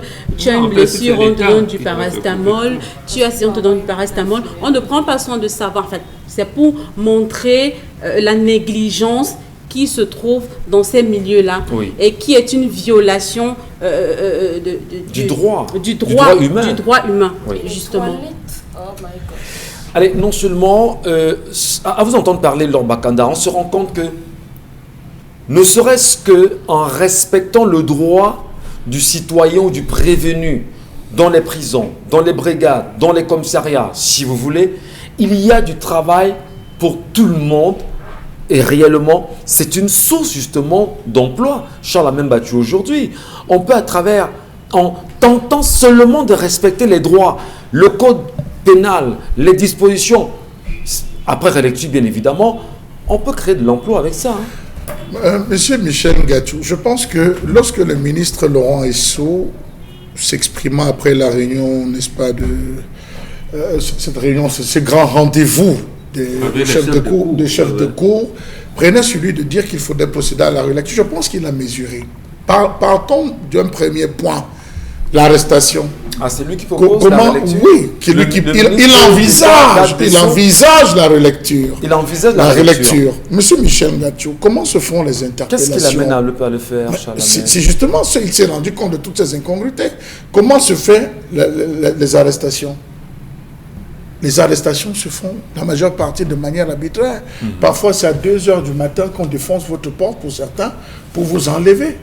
Est-ce que les arrestations respectent le principe de convocation, vous devez déférer à une convocation, vous arrivez? Non. Je pense qu'il faudrait qu'on travaille avec les OPJ, les officiers de police judiciaire, qui devraient avoir une autre formation, M. Michel Ngatsou. Parce que c'est à moins que nous soyons restés dans le système colonialiste, le système de la répression, où la police, ou les unités spécialisées de police ou de gendarmerie ont cette latitude de débarquer chez vous à temps et à contre-temps et de faire de vous ce qu'ils ont lieu de faire. Tout à l'heure, on évoquait la question de la nutrition. Une fois que vous êtes interpellé, vous appartenez désormais à l'État. C'est l'État qui prend charge de vous sur tous les plans. Comment se fait-il que l'assistance judiciaire ne commence qu'au tribunal?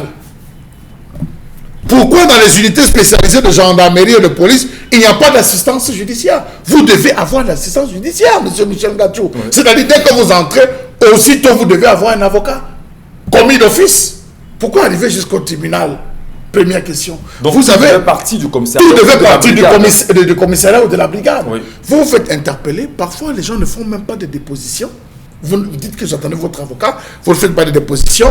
On vous défère. Oui. C'est devant qu'on dit, si on va vous libérer ou on va faire quoi de vous, c'est devant, je vous envoie. Or, il n'est pas prescrit qu'on envoie un suspect, présumé, M. Michel Ngatsou, au tribunal sans pour comment vous appelez ça, non, pas de mandat, sans déposition. Vous devez faire une déposition. Ça, c'est très important de le faire.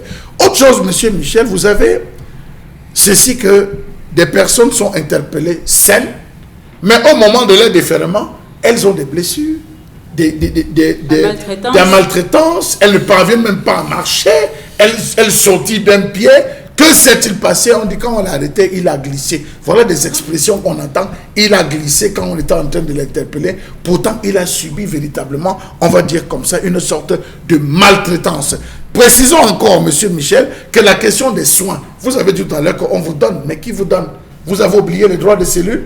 Vous payez deux types de droits de cellule. Le droit de cellule, c'est-à-dire d'avoir le droit de commissionner votre gardien de cellule et le droit d'être en paix dans la cellule, M. Michel Ngatsou. Vous avez deux droits à payer. Parce que si vous avez mal à la tête, vous êtes obligé d'avoir un 500 francs pour appeler votre gardien, votre ange gardien dehors. Que, officier, paye-moi deux paracétamol. Il dit que moi, j'ai dedans un bâton. Je vais tirer moi-même un bâton, non, je vais prélever.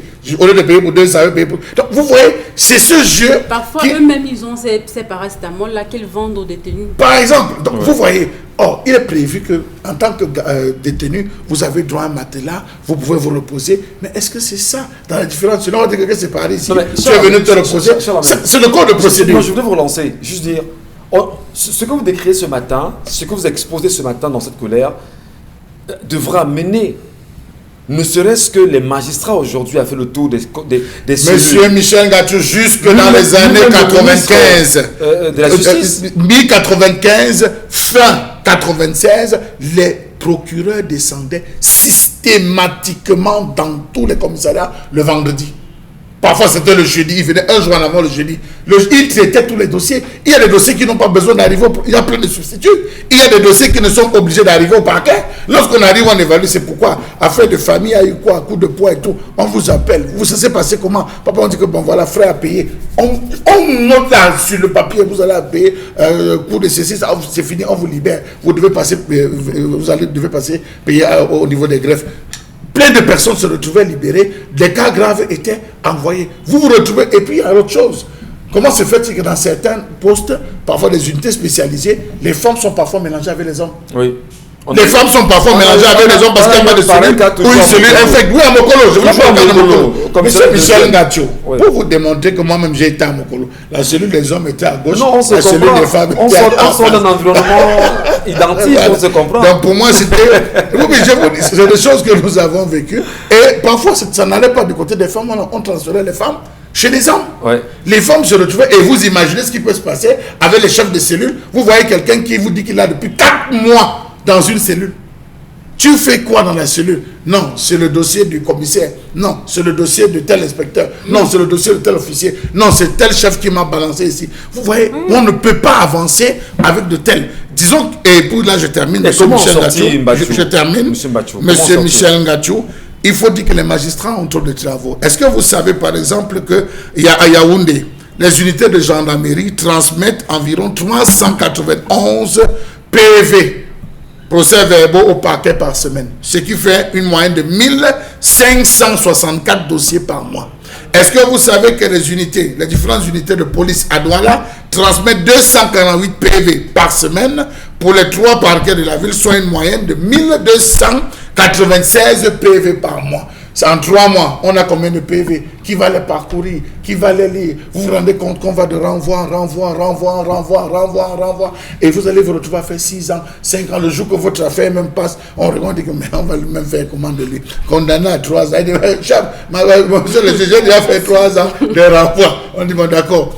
Vous voyez, et parfois, on fait des renvois et vous êtes innocent. Incroyable. Voilà autant de choses qui devraient nous amener à relire véritablement ce code pénal et faciliter. Au-delà de la relecture, Chalamène Batou, il faudra peut-être dire, aujourd'hui, qu'en tant que Camerounais, il est important de revoir les effectifs au niveau des cours. Il est important justement de donner la possibilité, que ce soit, bon, Benga, vous leur réagissez peut-être, oui, des effectifs. Des effectifs. Oui, c'est important. Il y a dans ces cours de procédure toute une panoplie de choses et j'ai bien fait, comme Chalamène l'a relevé, j'allais dire des prises de parole du ministre d'État en charge de la justice, garde des Sceaux. Il avait dénoncé lui-même des arrestations arbitraires. Mais il ne fait rien pour pallier à ça. Parce qu'au moins, le procureur, ce qu'on appelle le parquet, est sous sa responsabilité. Bon, c'est les magistrats assis. Et, en principe, ne devraient pas donner des ordres, mais le parquet est sous sa responsabilité. Pourquoi le procureur continue-t-il à procéder à de telles arrestations? Première chose. Deuxième chose, les prisons camerounaises sont catégorisées. Seulement en prison de production, par exemple. Qu'est-ce qu'on appelle? Ça veut dire que pour un ingénieur, disons même qu'il a volé de l'argent, il est condamné à 20 ans d'emprisonnement ferme. On peut commuer sa peine en travaux d'exercice commun. C'est-à-dire qu'il n'est pas obligé d'épuiser les 20 ans en prison. On l'envoie selon sa spécialité, s'il est agronome, s'il est dans les travaux publics et tout, faire cette peine là-bas, il ne sera pas payé, et moyennant quelques émolutions. Il en est de même des médecins et autres. Parce qu'un ambassadeur chinois qui était en fin de séjour ici, en partant, sorti de l'audience au palais de l'unité, il avait dit, quand on l'interroge, comme on les interroge souvent, il dit, mais vous mettez beaucoup de gens en prison qui travaillent pour les nourrir. Personne n'a répondu. Il dit, c'est incongru. Qui travaille pour les nourrir? Il a dit, vous arrêtez les gens qui ont volé de l'argent. Il dit, chez nous, il est mieux. Et alors, c'est plus facile de se faire rembourser cet argent quand ces gens n'existent plus. Bon, ça voulait dire ce que ça voulait dire. Donc, en réalité, les prisons de production devraient servir. Donc, quand on parle de l'éducation, elles devaient servir de moralité pour un médecin, un ingénieur ou tous ceux qui sont dans les finances publiques qui ont détourné de l'argent. On communue leurs peines en travaux d'intérêt. Très bien. Je vais peut-être, pour finir, Bengan, on connaît qu'il y a des Camerounais qui sont... Il y a des gens qui ont des maladies, la kleptomanie par exemple. C'est-à-dire quelqu'un qui vole pour rien.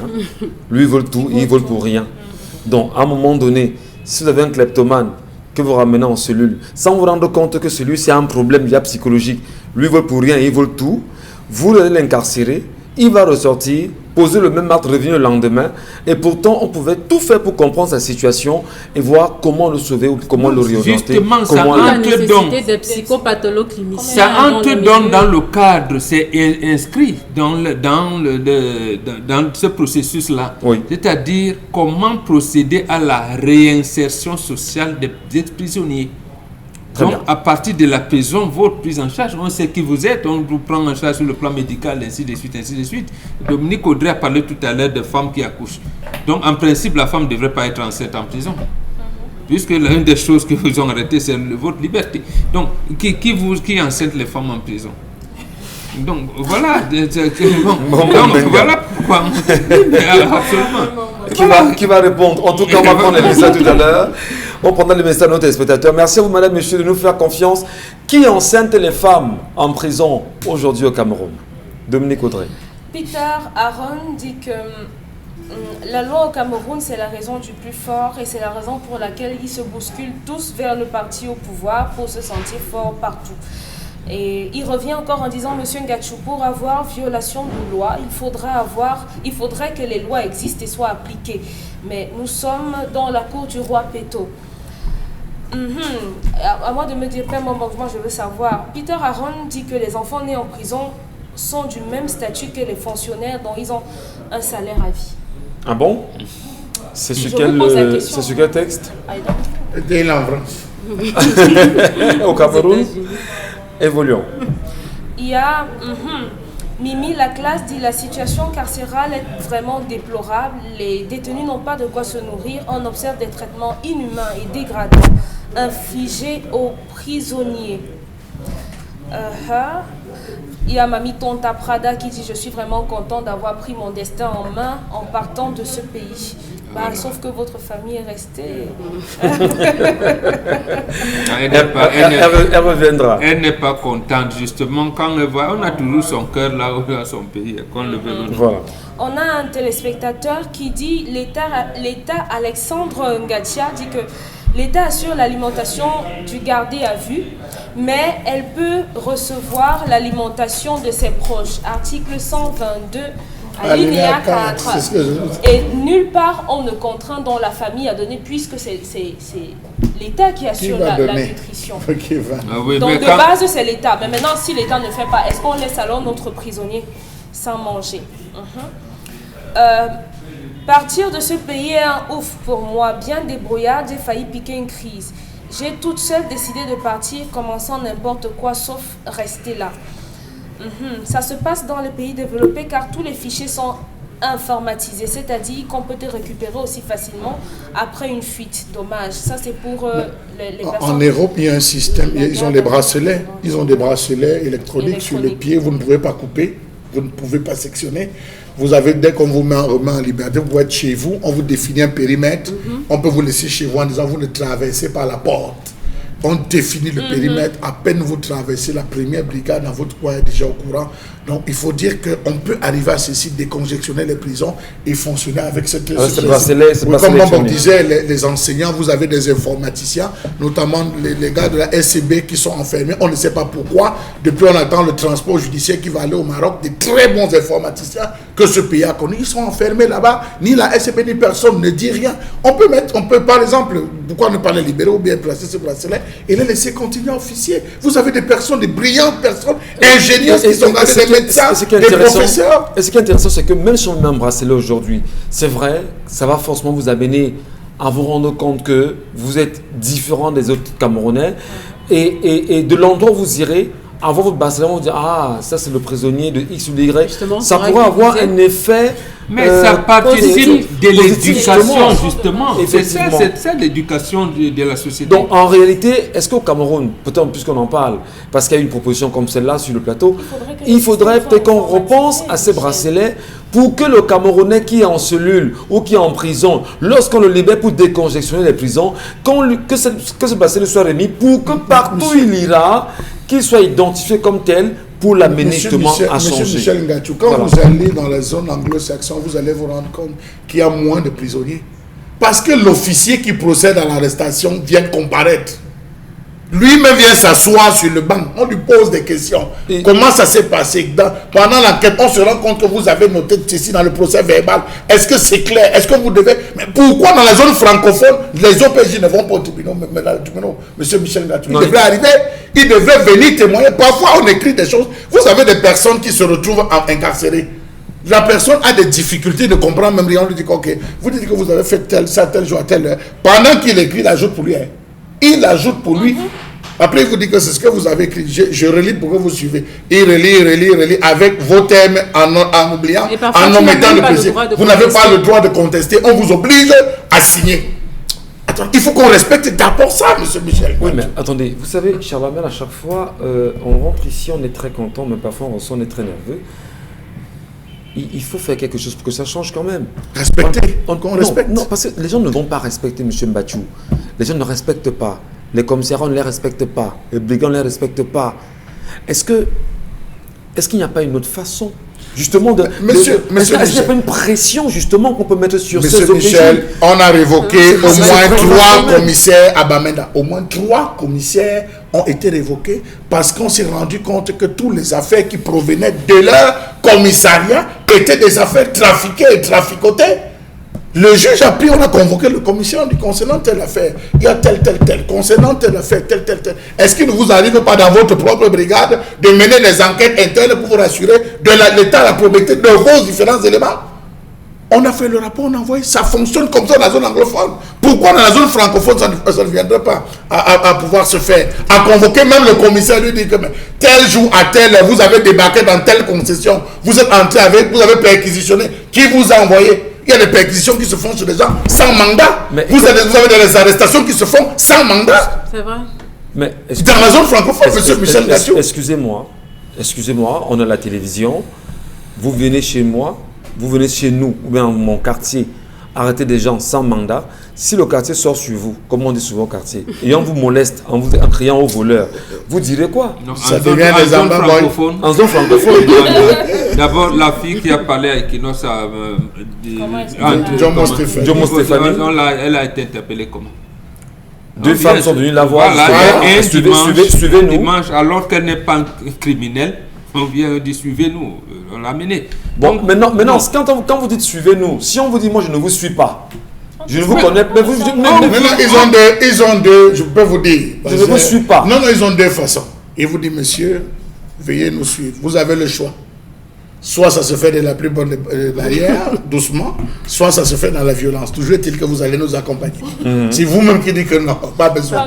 Pas besoin. Non, mais donc c'est-à-dire, on a installé en chaque Camerounais la graine de la peur, au point où le Camerounais ne peut pas dire « Monsieur, je vous suis sur la base de quoi? Quel document que vous avez qui atteste que je dois vous suivre ?» Et puis, même si on prend la manière la plus violente, mais écoutez Monsieur Mbachou, écoutez, je vous suis. il y a des sacrifiés.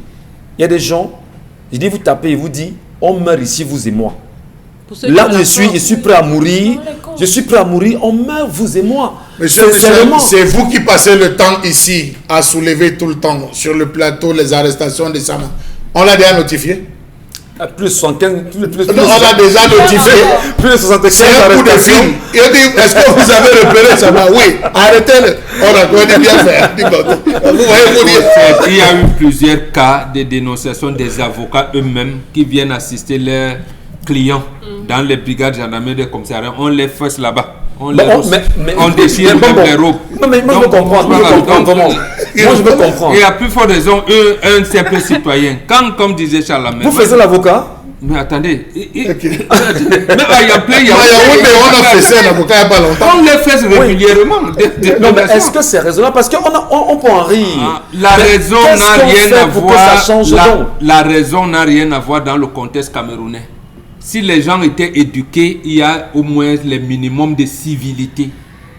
C'est ça l'éducation. Quelles sont les civilités qu'on a lorsque on vous détient, mais même si vous avez volé? Vous voyez, est-ce qu'on est obligé d'être brutal? À plus forte raison, quand on le fait sur les avocats qui viennent vous défendre. Vous savez comment on arrête les gens? Comme Charles Lamel a dit, quand vous dites, monsieur, il soulève le truc comme ça, vous voyez l'arme. On vous montre l'arme. Monsieur Tiré. Vous suivez? Non, monsieur Tiré. Bon, d'accord. Quand le tiré là, il s'est lui-même en âge. Non, c'est justement ça. Bon. Quand vous dites dans le tiré là, monsieur, suivez-moi. Pourquoi? Je vous suis pourquoi? J'ai une notification comme vient convocation. Vous me la remettez effectivement. Permettez mon bon. Vous avez un travail connu. Vous avez identifiable. Oui. Voilà. On vous veut maintenant. Ben écoutez. Le commissaire dit qu'on vous ramène. Là. Il y a moyen d'arrêter. C'est le commissaire ou bien c'est le juge, le magistrat qui demande qu'on conduise. Est-ce que vous savez que dans la ville de Yaoundé, à un certain moment, tous ceux qui étaient arrêtés ne figuraient pas, les noms ne figuraient pas sur la main courante? Effectivement. Vous vous retrouvez en train de faire 14, 16 commissariats à la recherche d'un membre de votre famille. Non, c'est des policiers qui sont venus. Ils nous ont dit qu'ils sont du GMI. Ils nous ont dit qu'ils sont de ceci. Ils nous ont dit qu'ils sont de la Légion. vous faites le tour, ce n'est pas dans la même courant. Le problème, c'est quoi donc? Comment on fait pour que ça change? C'est ça donc on demande pour Est-ce que c'est pas l'occasion la relecture du code de procédure pénale? À quand cette relecture, Charles Membachou? Est-ce que le peuple camerounais qui nous regarde aujourd'hui n'est pas conscient effectivement qu'on est en train de tout faire pour le maintenir dans cette logique-là? On est en train de tout faire pour l'amener à ne pas penser par lui-même. Est-ce que le peuple camerounais ne peut pas se lever et dire je veux que ça change pour le peuple, qu'on respecte mes droits, simplement? Est-ce que chaque fois qu'on arrête, on a assisté, vous et moi, il n'y a pas longtemps, à une arrestation. Est-ce que vous avez lu les policiers faire comme vous liez vos droits, monsieur tel, vous êtes en état d'arrestation. Si vous n'avez pas comme un avocat, c'est prescrit dans le code de procédure pénale. Mais qui le fait? Qui ne connaissent même pas. C'est ça le problème. C'est justement ce que nous avons dit, qu'il faudrait qu'on revienne à ces fondamentaux. L'ignorance des Camerounais. Est-ce que c'est pas important de le dire aujourd'hui? Parce que ce sujet est assez intéressant. Aux parents qui ont des enfants, lorsque votre enfant va à l'école, il commence à lire B.A.B.A., commencez à lui apprendre ce que c'est que le droit. Il faudrait que le parent connaisse. Ça devait être fait. C'était fait, monsieur Michel Ngachou, dans ce qu'on appelait l'instruction civique. Le premier cours, c'était qu'est-ce qu'un état de droit. Après l'état de droit, le deuxième chapitre, le chapitre 2, c'était être citoyen. Qu'est-ce qu'un citoyen? Je peux vous ramener encore. On définissait ce que c'était qu'un citoyen. Qu'est-ce qu'un électeur? On vous mettait dans... L'enfant savait ce qu'est un état de droit, un citoyen, un électeur. Quand exercer son droit de vote, les nombres de gouverneurs, les nombres de préfets, on vous détaillait tout ça dans le cours d'instruction civique. Donc quand vous arrivez, vous savez, monsieur Michel Gachou, lire même les grades, combien de Camerounais, de la sensibilisation même au niveau des grades. Tout ce qu'on va dire, mon commissaire, même si c'est gardien de la paix, mon commissaire. Non. Et après, il y a un thème qui passe partout, mon commandant. Voilà. Merci, mais surtout, il faudrait revenir à la morale, à l'institution civique, et il faudrait que les parents camerounais pensent à éduquer tous les enfants camerounais au droit. Le droit doit être connu de tout le monde, même si on dit que nul n'est censé ignorer la loi, il faudrait au moins que le B.A.B.A. soit connu par chaque Camerounais et que le code de procédure pénale soit respecté partout et que le Camerounais sache qu'il a le droit de dire non à un mandat d'amener qui n'a pas lieu d'être. Moi, je dis encore, libre à vous de tirer, moi je suis pas à mourir, il n'y a pas de souci. Comme Kamto. Voilà. Oui, tirer, mais écoutez, on a appelé à vivre et à mourir. Si je dois mourir parce que c'est vous qui devez me tuer, faites votre travail et puis on avance, il n'y a pas de souci. Après, moi, le monde va continuer. Voilà.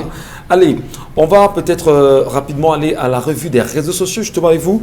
Laure Bakanda, qu'est-ce que vous avez retenu ce matin? Oui, malheureusement, comme fait d'actualité qui fait le buzz sur les réseaux sociaux, on va s'intéresser ce matin à ces élèves, à ces jeunes élèves retrouvés en flagrant délit et pratiquant des activités sexuelles hors du commun. On nous parle ici des élèves dont la tranche d'âge varie entre 15 et 17 ans. Tous ces élèves sont en classe, tous ces élèves sont dans un collège situé à Bepanda. Cette actualité enflamme la toile et les avis sont vraiment mitigés sur la responsabilité parentale. Voilà, c'est depuis hier soir également, ça fait le tour sur la toile. Il y a plein de réactions, on se pose mille plus une question sur qu'est-ce qui s'est réellement passé avec ces enfants. On parle aujourd'hui, ayons le langage, pour que ceux qui nous regardent ce matin comprennent exactement de quoi il s'agit. C'est ce qu'on appelle les partouzes de façon réelle, les chillings. Vous vous retrouvez entre garçons, c'est-à-dire qu'entre les garçons, ils sont peut-être 3 ou 4, ils vont prendre 4 ou 5 filles, ils se retrouvent dans un endroit, et puis ils vont passer des nuits là-bas ou des soirées dans des choses pas commodes. Qu'est-ce qui peut justifier que nos enfants atteignent ce niveau de perdition, de déviance sociale aujourd'hui? Bonbon Bengan, non, avant Bonbon, quand même Dominique Audrey. C'est des enfants, c'est nos petits frères, c'est nos petites sœurs. Ouais. Qu'est-ce qui peut justifier? Pourquoi nous ne l'avons pas fait et pourquoi eux aujourd'hui? Parce que nos parents étaient un peu plus regardants. Parce que nos parents étaient un peu plus présents. Aujourd'hui, on assiste à la démission totale des parents. Les parents, aujourd'hui, sont plus portés à autre chose qu'à savoir entrer dans ce qu'on pourrait appeler l'intimité, la vie de leurs enfants. Parce que malheureusement, beaucoup de parents continuent de voir leurs enfants comme s'ils n'avaient pas encore grandi. Pourtant, lorsque la fille notamment commence à entrer dans l'âge de la puberté, il y a énormément de choses qui se passent dans sa vie. Et lorsqu'on est parent ou bien la mère devrait être un peu plus regardante, un peu plus présente et plus prévenir son enfant à ce moment précis. Aujourd'hui, les parents, malheureusement, ne libèrent pas encore la parole sur un certain nombre de sujets. Conséquence, c'est entre amis, sur Internet, sur les différents sites, qu'on découvre le monde, qu'on découvre la vie, et entre copines, on se le dit. Pourtant, si les parents en amont prévenaient les enfants d'un certain nombre de choses, lorsque les amis viendraient avec certaines propositions, les enfants seraient déjà avertis que certaines choses leur arriveraient et auraient une conduite déjà à tenir. Imaginez-vous une fille qui n'a jamais peut-être abordé la question du calcul du cycle menstruel avec sa mère. Sa mère lui a simplement donné l'argent pour acheter les serviettes et c'est tout. Que non, tous les mois, il faut que ma fille vienne acheter les serviettes, c'est tout. Pourtant, sa copine, elle à côté, a déjà une certaine expérience, a déjà vécu un certain nombre de choses. Elle va partager ça avec son ami. Et à un moment, son ami... Mais ce qu'on appelle vulgairement, c'est partout là. Oui. Qu'est-ce qui amène nos cadets à cette pratique? Le suivisme moutonnier, mondialisation, la qualité des programmes qu'on met à l'antenne, la qualité des émissions que nous regardons qui viennent de l'étranger. Vous savez, sur les chaînes françaises, par exemple, il y a différentes chaînes qui vous présentent la vie des gens qui sont juste dans une maison et on doit former des couples. Et là, c'est quoi? Juste la fête, la nourriture, l'amour. 10 couples c'est tout, parfaits. par exemple. Vous devez vous mélanger là-bas et 10 personnes doivent sortir, 10 garçons pour 10 filles. C'est tout ce qu'on vous présente. Et c'est ça qu'on adopte là-bas. Les histoires secrètes. Voilà. Les télé-réalités. Voilà. Ce sont les tenues que les jeunes filles arborent là-bas que nous on regarde. Que les jeunes filles, nos plus jeunes sœurs regardent ici. Nous tous on regarde, mais maintenant on regarde avec une certaine distance. Sauf que les enfants, les plus jeunes aujourd'hui, regardent, entrent simplement comme ça, sans avoir la mesure de ce qui se passe à l'intérieur. Ils vont simplement copier que non, tel avait un petit matelot comme ça, avec un petit haut comme ça, et les ongles et les greffes comme ça, et le maquillage comme ça. Il me le faut. Et les garçons vont voir que non, on a organisé une soirée là-bas avec les filles, c'était bien, et après ils se sont embrassés et tout. Et on applique. Donc, il y a la qualité des programmes. Moi, je posais la question ce matin. Donc, vous pensez qu'il y a la qualité des programmes? Oui. Il y a les parents qui ne sont pas là. Qui ne sont pas là. Oui. Et que l'école a été diluée. Voilà. Et diluée parce qu'en ESF, lorsqu'on faisait l'ESF, il y avait certaines cours, certaines discussions qu'on avait avec les professeurs à l'école. Donc, il faudrait revenir à ça, vraiment, et punir pour que ça serve de leçon aux autres. On a peut-être les images encore dans Bakanda que nous avons regardées et qui se font froid dans le dos. On a écouté ces enfants. Oui, on a vu des images sur les réseaux sociaux. Peut-être on pourrait écouter un instant, peut-être. Hein. Peut-être oui, pour écouter cet enfant-là. Dans cet élève en pleine séance pornographique. Voilà. En tout cas, c'est pas grave. On aura la chance justement de les avoir dans les jours à venir. Mais dire, Laure, oui, vous aussi vous indignez vis-à-vis d'une situation comme celle-ci. On a des filles de 15 ans. À 15 ans, on a encore... Enfant. Adolescent. Et que l'on rentre dans une vie de partouze, est-ce que ce n'est pas des prédispositions à la prostitution plus tard aujourd'hui? Bien sûr, en quelque sorte. Je vais renchérir les propos de Dominique Audrey qui a parlé de la démission parentale, la démission des parents.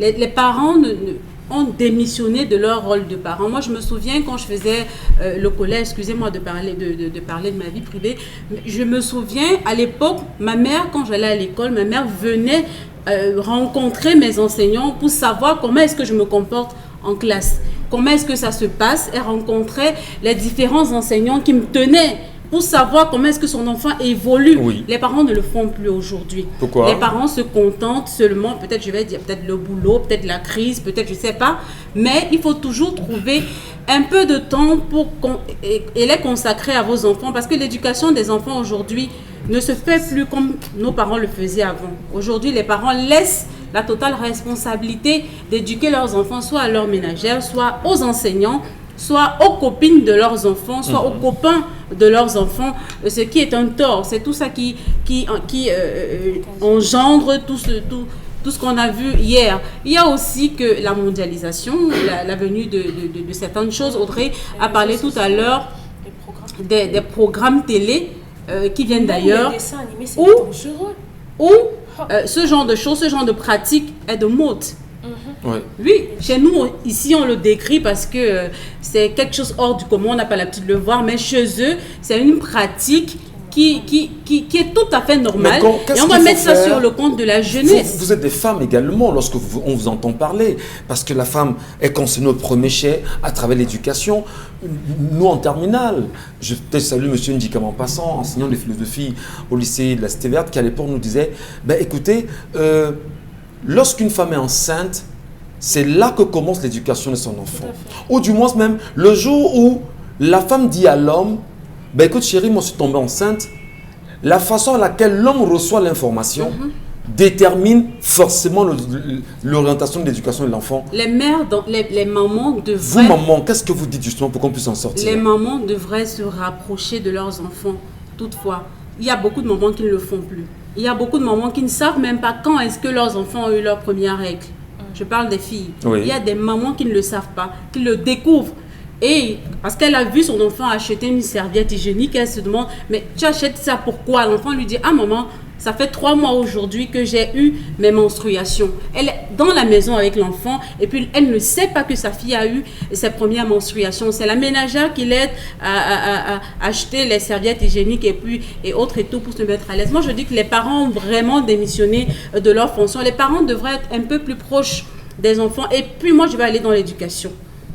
Je crois que les enseignants peuvent être aussi pour beaucoup de choses. Oui. Parce que avant, à l'époque... Puisqu'ils sont enseignants en même temps. Parce qu'à l'époque, on avait le cours d'orientation à la sexualité. Eva. Le cours d'Eva. Oui. Il y a beaucoup de Éducation personnes... à la vie amoureuse. Justement, il y avait beaucoup Voilà. de personnes dont les parents étaient absents, mais qui, dans les établissements conventionnels, je crois que ça se fait toujours... Pas toujours.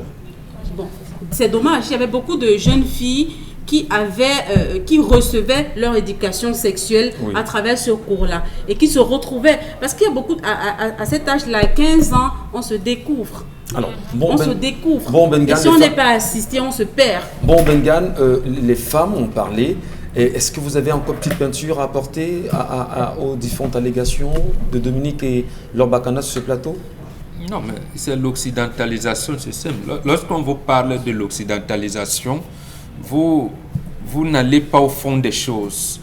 Quand on dit l'occidentalisation de problème, aujourd'hui, c'est tout à fait normal qu'une jeune fille de 15 ans ait des rapports consentants en France. Et on voulait même ramener ça à 13 ans. Et nos enfants suivent ça. Qu'est-ce qu'il faut faire? Se couper des télévisions occidentales? Et oui, mais surtout ramener la femme à ce qu'elle n'aurait pas dû perdre. En principe, la femme ne doit pas travailler à plein temps. La femme qui oxygène la maison, c'est elle qui éduque l'enfant, qui est différent de l'instruction, je réponds. L'Afrique a commencé à dégringoler lorsque la femme est devenue la rivale de l'homme. Alors que nous avons une notion de complémentarité.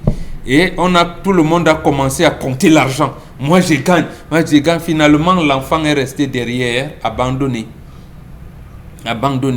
Et l'autre chose, c'est ce qu'on appelle la communauté éducative. Laure a développé ça. C'est-à-dire l'apprenant qui est l'enfant, la famille et les enseignants. Nous ne formons plus un cordon.